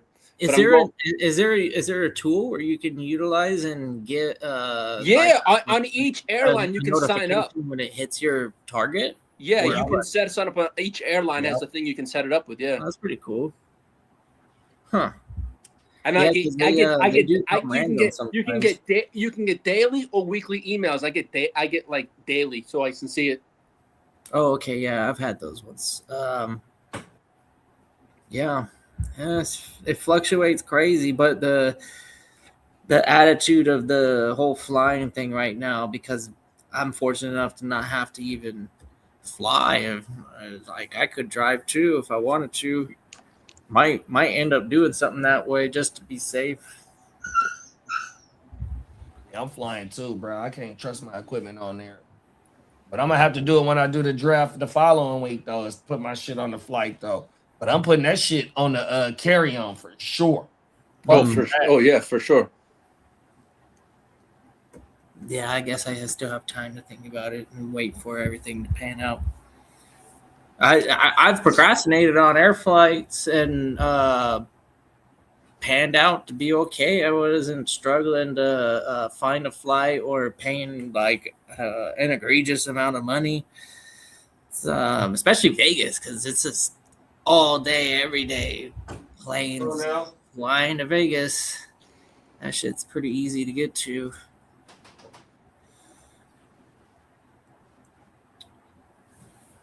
Facts. Especially us here in California, we got direct 1 hour flights. 100%. I remember they booked it there before. We were running late on the takeoff, but they definitely I don't know if the pilot had an agenda or they just worked it out to be like, hey, let's get there still on time. So we took off at 10, 15 minutes late, right? And still got there on time. So that means that we got there in like less than 40 minutes from John Wayne, Santa Ana, Costa Mesa, Orange County, Vegas. I'm like, damn, they really booked it. Yeah, they burned that fuel. They don't load up on fuel. They don't have too much on there. They have enough for emergencies and all that, but that's how they conserve some of that fuel. Doesn't take that much to get to Vegas. If you're going far afterwards, you fill up in Vegas, and it'll be cheaper than California. Come on now. Fucking California, bro, and that fucking gas price, boy. Cold world. It spiked up, and it's been sitting steady in my area. It goes 550 to 609, and that's I just looked at tickets right now. The cheapest one is $254 round trip. I think that's what Dan said. Dan said $230, and that's not with taxes, so it's probably gonna be about you get your luggage and all that stuff on it. I'm just bringing it back. Dan said that his wife is going to Florida on Thursday, and she was notified to come 3.5 hours early because of the TSA is slowed down. Yeah, I bet they don't have as strong of a force. There's not as many hands on deck, so to say. It takes a lot longer, and then pretty soon they're gonna have to call in. What is that? I think those employment contracts where you sign up and then you're like the temp agency. Yeah, temp agencies. Oh my mama. They'll probably fill those spots with temp agency employees. You ain't lying, bro. Until they get that fucking agreement or whatever. A good tailwind. I mean, they might have had a date to get to or something. I don't know. But the pilot was full throttle, and we got there real quick. I was like, damn, fucking like half hour. What the hell? Come on now. Shit. Yeah. Don't be. That's not surprising for me because I've worked on aircraft, and yeah, once you get up there and you want to throw them throttles full forward, man, you're gonna be booking it. It's no joke. The way that we transport through the air, like if you just sit back and actually visualize the whole thing, you're like, man, we're some crazy ass people. Yeah, Clark, I saw that yesterday about the Seattle Seahawks, Sonics coming back. What happened? The Seattle Seahawks could be coming back next week. The votes next week. It's for, I think it's Seattle, and I believe what's the other? I think it's Portland. Oh, Vegas too. I think. No, it's Vegas. Sorry, Vegas and Seattle. And I think there's two teams that will be moved out of the the Eastern Conference for the realignment.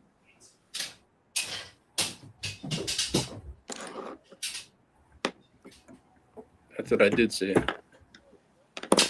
Fuck basketball. That shit sucks. Basketball is fucking terrible.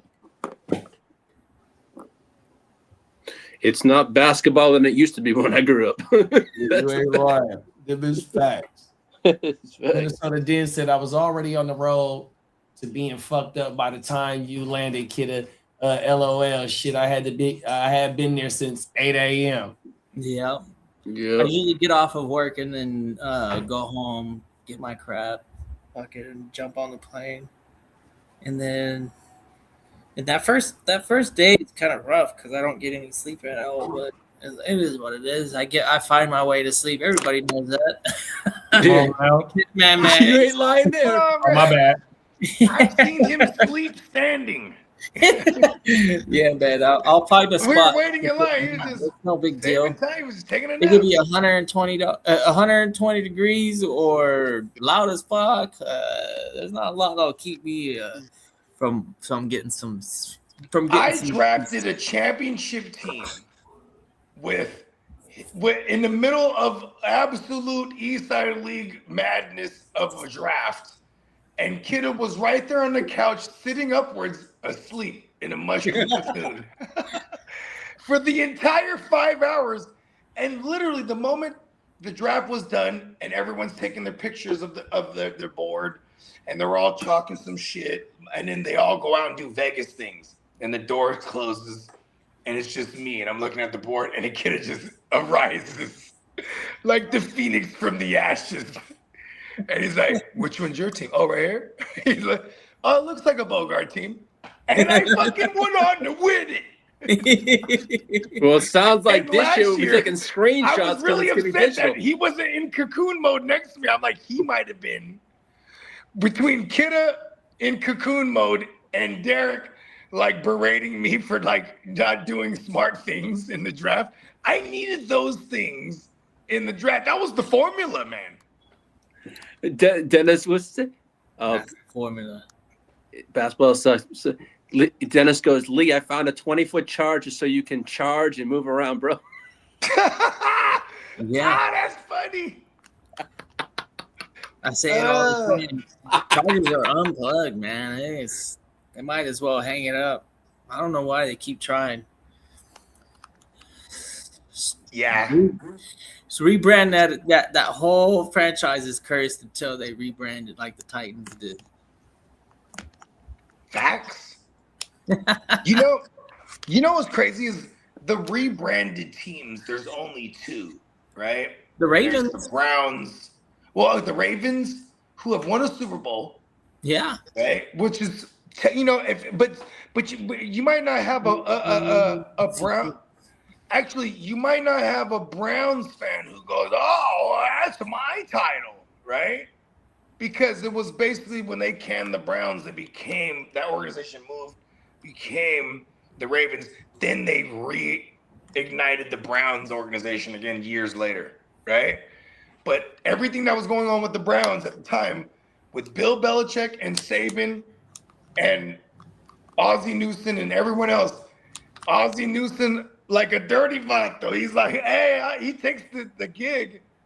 While they moved forward, they took everyone but Belichick and Saban, because Saban was a loyal Belichickian. You know what I mean? Mm. They didn't take them because they knew if we take Belichick, he's gonna run it like his way. He already had that reputation. Then he had to then he had to go back to Parcells, and then he even went to the Jets and sabotaged them for a year. You remember that? He went over there, took the head coaching job. Then 2 weeks later, he goes, I resign. And then they had to hire whoever, fucked the Jets up, and he went back to the Patriots with Parcells. It's like it's so crazy how diabolical in the larger scheme of things even football can be. You know what I mean?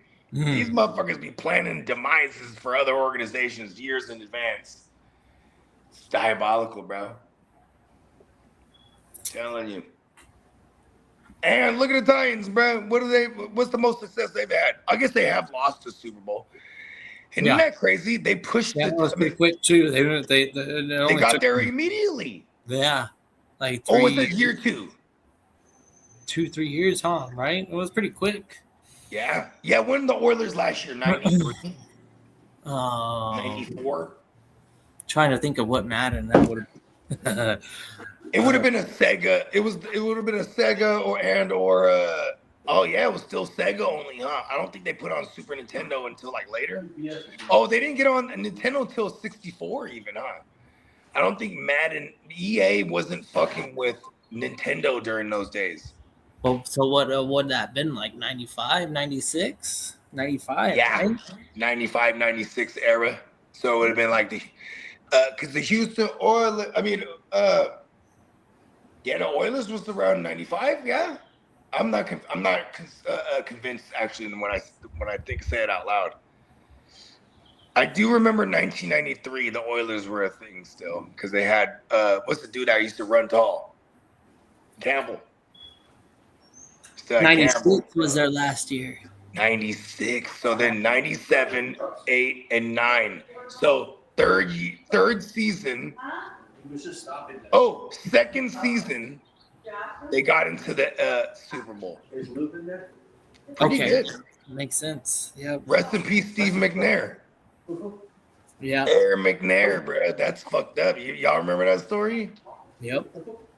Bro was just taking a nap, bro. He might have had a couple bitches. But one of them was not. One of them didn't want to share him, bro. That's right. One of them didn't want to share him and put him out when he was in his sleep, bro. Which is like, and listen, man, rest in peace, my cousin Jewbug. I love you, blood. You know what I mean? That I don't want to get into the details, but he was, you know, he went under and then didn't come back, and that's how I'm just gonna hope it actually happened, because, you know what I mean? Like, I guess if you was to pass on in your sleep would probably be the best preferred method, right? And that's what we all collectively tend to agree to. Because that is the one thing that we'll never escape. From the day we are born, we are moving towards the day we go back home. Yeah, I would say even the medical like professionals that you know, unfortunately they have to be the first ones at the scene, right? Yeah. They tend to say it's like, oh, it was during their sleep. Okay, well, yeah, that was that should have been like a peaceful, like. Imagine how desensitized those type of health workers are, specifically, right? First responders, they're going to be desensitized. They're not going to be like insensitive to shit, but they definitely seen enough. Yeah, they've seen enough where it desensitizes them to a degree where when they say something like that was the best way he could have. I think the best way to put it is that it's not going to slow their actions to get the job done, but it doesn't mean that afterwards they don't, you know, experience the whole, you know, the human aspect of it. Like, but during I tell you, medical professionals are some of the most impressive people on the planet, man. Like anybody in action trying to save a person's life at that moment. The most unselfish thing to do. You know, I couldn't imagine anything more stressful to being the person that's responsible to save this individual that's dying. You know, in the animal kingdom.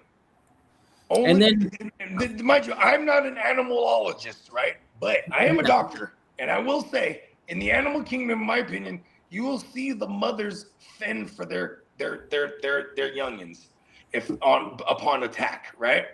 But most in the wild, it's usually kill or be killed, survival of the fittest, that type of shit. But when you look at the ants, insects, right? And that's not the animal kingdom. Now we're talking insects. These motherfuckers will have bruh on their back. You know what I mean? Like that's like emotional there. What is he gonna bring him back and eat him? He's like, hey, listen, you know, that's food. No, it's the got the homie on his back, or the homegirl, whatever it is. Like it is, they marching along. Like you're like, oh shit, he's carrying this motherfucker. He's wounded. At the raid. And we're just all ants in an ant farm.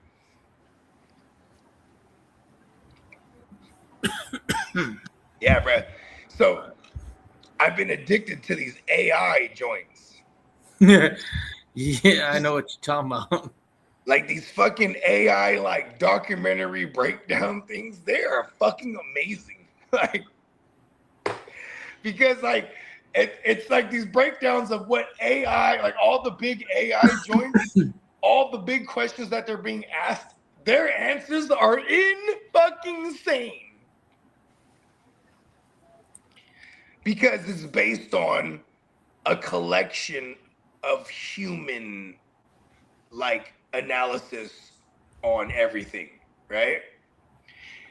Then it removes the emotional aspect and analyzes it solely based on the data. You know what I mean? Mm-hmm. Isn't that kind of crazy? Some people that might find out the truth, a human finds out the truth. If he don't like it, he could alter it. He might even hide the truth. You know what I mean? I mean, if you're talking about statistical anomalies and hiding an anomaly, but you know, yes, hiding an anomaly specifically. Yes, you nailed it. When it comes to like data and all that stuff, it's usually collected with like bundles and bundles, not just a little bit. Parcels even. Yeah. The whole fucking Santa sleigh. Is that Star Wars talk? Like a group of things in Star Wars is a parcel? right? A shipment. That's a parcel. I know a parcel is also a collective of diamonds. That's when you're in the diamond business and you order like in bulk, they call it a parcel. So I would imagine that just also is a universal term for a bulk of something. Yeah, express delivery. A parcel, even. We're like a parcel of goods. The GWN. Delivered right to you live. All right. Well, so what you got on the grill? Is it almost done? Nah, I'm almost ready to flip them. Oh, nice. Yeah, pretty much. Well, let's see. I don't know, man. I think I gotta wait for another like 5-10 minutes before I want to really. I'm doing indirect and letting them things really do its thing. Indirect is like, yeah, it's some patience involved there. Yeah, I got to keep that lid closed for another 10 minutes, and then I'll go ahead and flip them, cook for till they get to temp. You know, I just need to flip them once.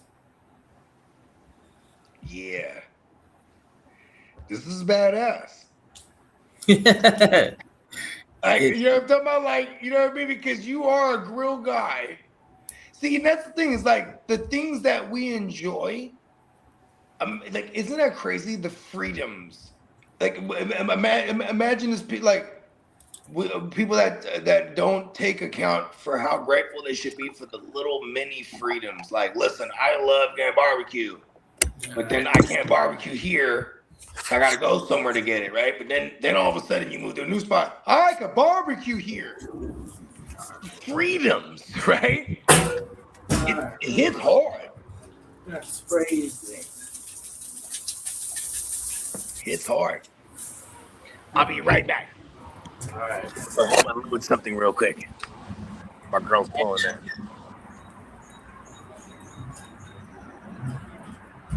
Yeah, I ain't ready yet, man. I got at least 10-15 more minutes till I flip them. But smells good. One of these days I think we're gonna figure out this thing called smell-o-vision. I don't see why not. Formulate some sort of like container that you have to put in, you know, like it contains all sorts of aromas, we'll call them, and then somehow the stupid TV goes ahead and mixes them up for you. So if you wanted to smell that fucking steak on the television, you could smell it. Smell-o-vision. Great idea. I don't know. How far away are we from that one? Probably another... Shit, it really is accelerating. When you think about it, when the first smartphones were stocked on shelves till now, really hasn't been that much time. Modern cell phone has been pretty much the ultimate device for at least 10 years. As in, I don't know how much better a fucking phone has gotten outside of the camera capabilities and being able to connect to 4G, LTE, then 5G and all that stuff. They've been able to do everything for a long time. I remember when I didn't have one. That was my argument. It's like, I'll get one when they can do everything. It didn't take too long. I was on a Galaxy 3 when I said, damn, these things are fucking awesome. We didn't even have Apple CarPlay, but the actual smartphone was definitely a killer addition to your life. Looking back at it, I don't think I can. I could say that it would. I could tolerate it, but it would be annoying if you had to go backwards. Imagine that. Fuck. Mm-hmm. You're like, oh wow, no, like internet. Oh man, that's weird. But I want to know what the menu is for that restaurant. That's how it is for me a lot of the times. I like to research, and that's what the internet's for. Hey, kiddo, we probably could shut it down, buddy. It's nice. Let's see the new grill. I don't know if you caught it. It's pretty nice. Little patio-sized barrel grill with the smokestack, and I have a basket that I could consolidate my charcoal to and do indirect a little bit. And then if I wanted to, I could get an offset smoker, like a little firebox installed on the side. But really, it's a patio. I don't know. But this 2.5 hour cook, I got plenty of charcoal for that. And yeah, it's been amazing. I've missed it more than I realized once I started getting back into it, and really putting the grill together. It got me excited. But yeah, it's a lifestyle that I like to say that I've been into for a little while now.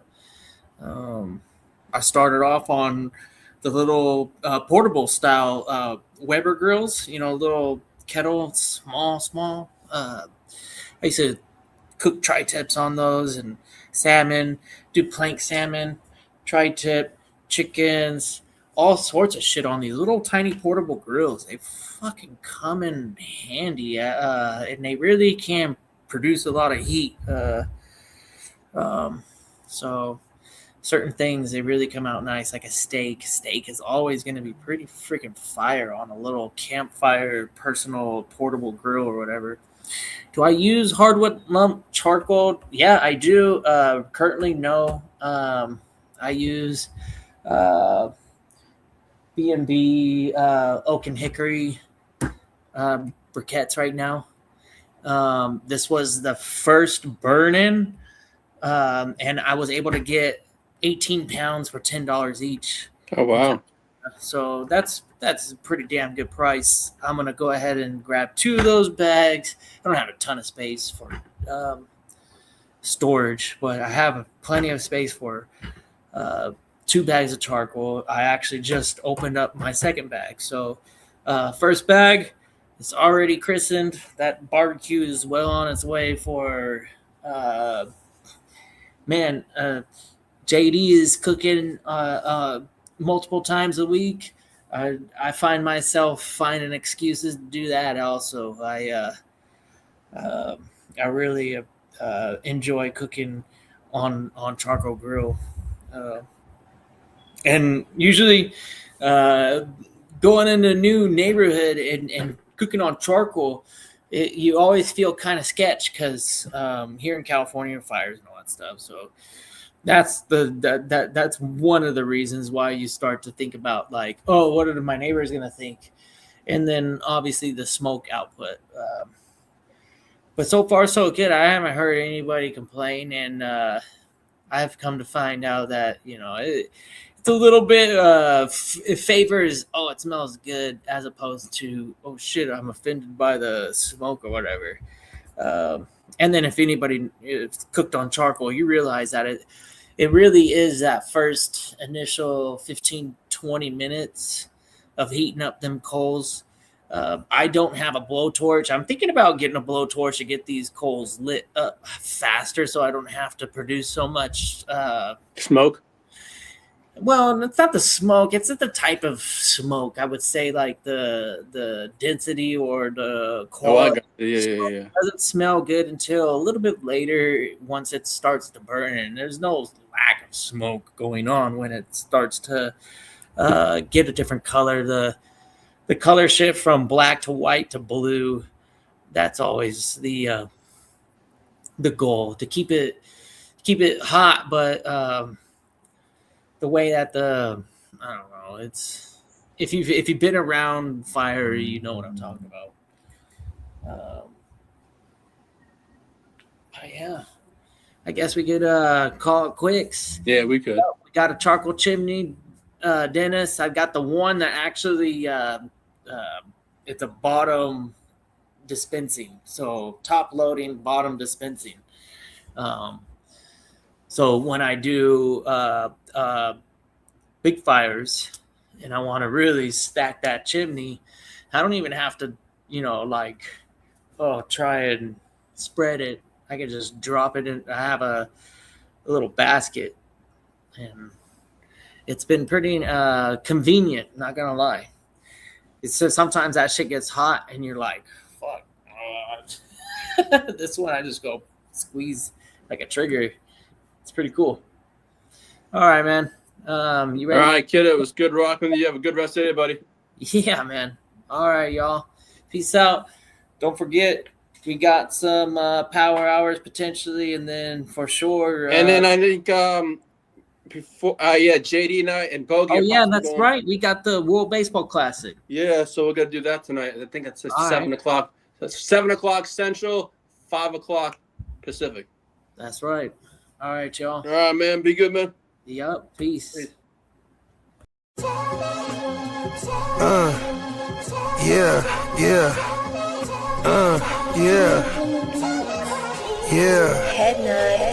Sky, I run a tight ship. Loose lips sink ships, run shit, dripping like a runny faucet. Let that sink in. Table full of bosses at the meeting, double crosses, and we gon' have to toss you off the deep end, baller blockers. They tryna block my shine, solar eclipse. I'm a mobster and a doctor. I prescribe your daily fix. From the tech mecca, we lit, we see chips. Bench presser pumping this weight, the bees flip. Don't let the tech stretch you, talking that shit, get green lit. Silly suckers tried to ride my wave, got seasick. How I'm living, counting this chicken, we out eating. AM to the PM every day, carpe diem. Yeah, I'll tell you about that money off top, Bogart, gotta feed somebody. Look, I don't know nothing except make more money. If you ain't got no money, then you ain't nobody. Money is a religion, righteous cause for sinning, riding for the cause, we've been down from the beginning. 100 miles are running, all your mouths are running. If you ain't talking money, then you ain't saying nothing. Yeah, we finna ball like recess. Stash bands in the wall and the heat vents. Vacuum seal so the smell don't seep in. I represent the underworld, this ain't no secret. Stay 10 toes down, both feet pressed. Duck the alphabet, boys, cover up my feet prints. They know my name, I'm heavy in this game. Knee deep in this thing, I ain't just get my feet wet. We way fresher so they got vendetta. So we keep stick with us, leave you with a leaky defense. How I'm living, counting this chicken, we out in. AM to the PM every day, carpe diem. Yeah, I'll tell you about that money off top, Bogart, gotta feed somebody. Look, I don't know nothing except make more money. If you ain't got no money, then you ain't nobody.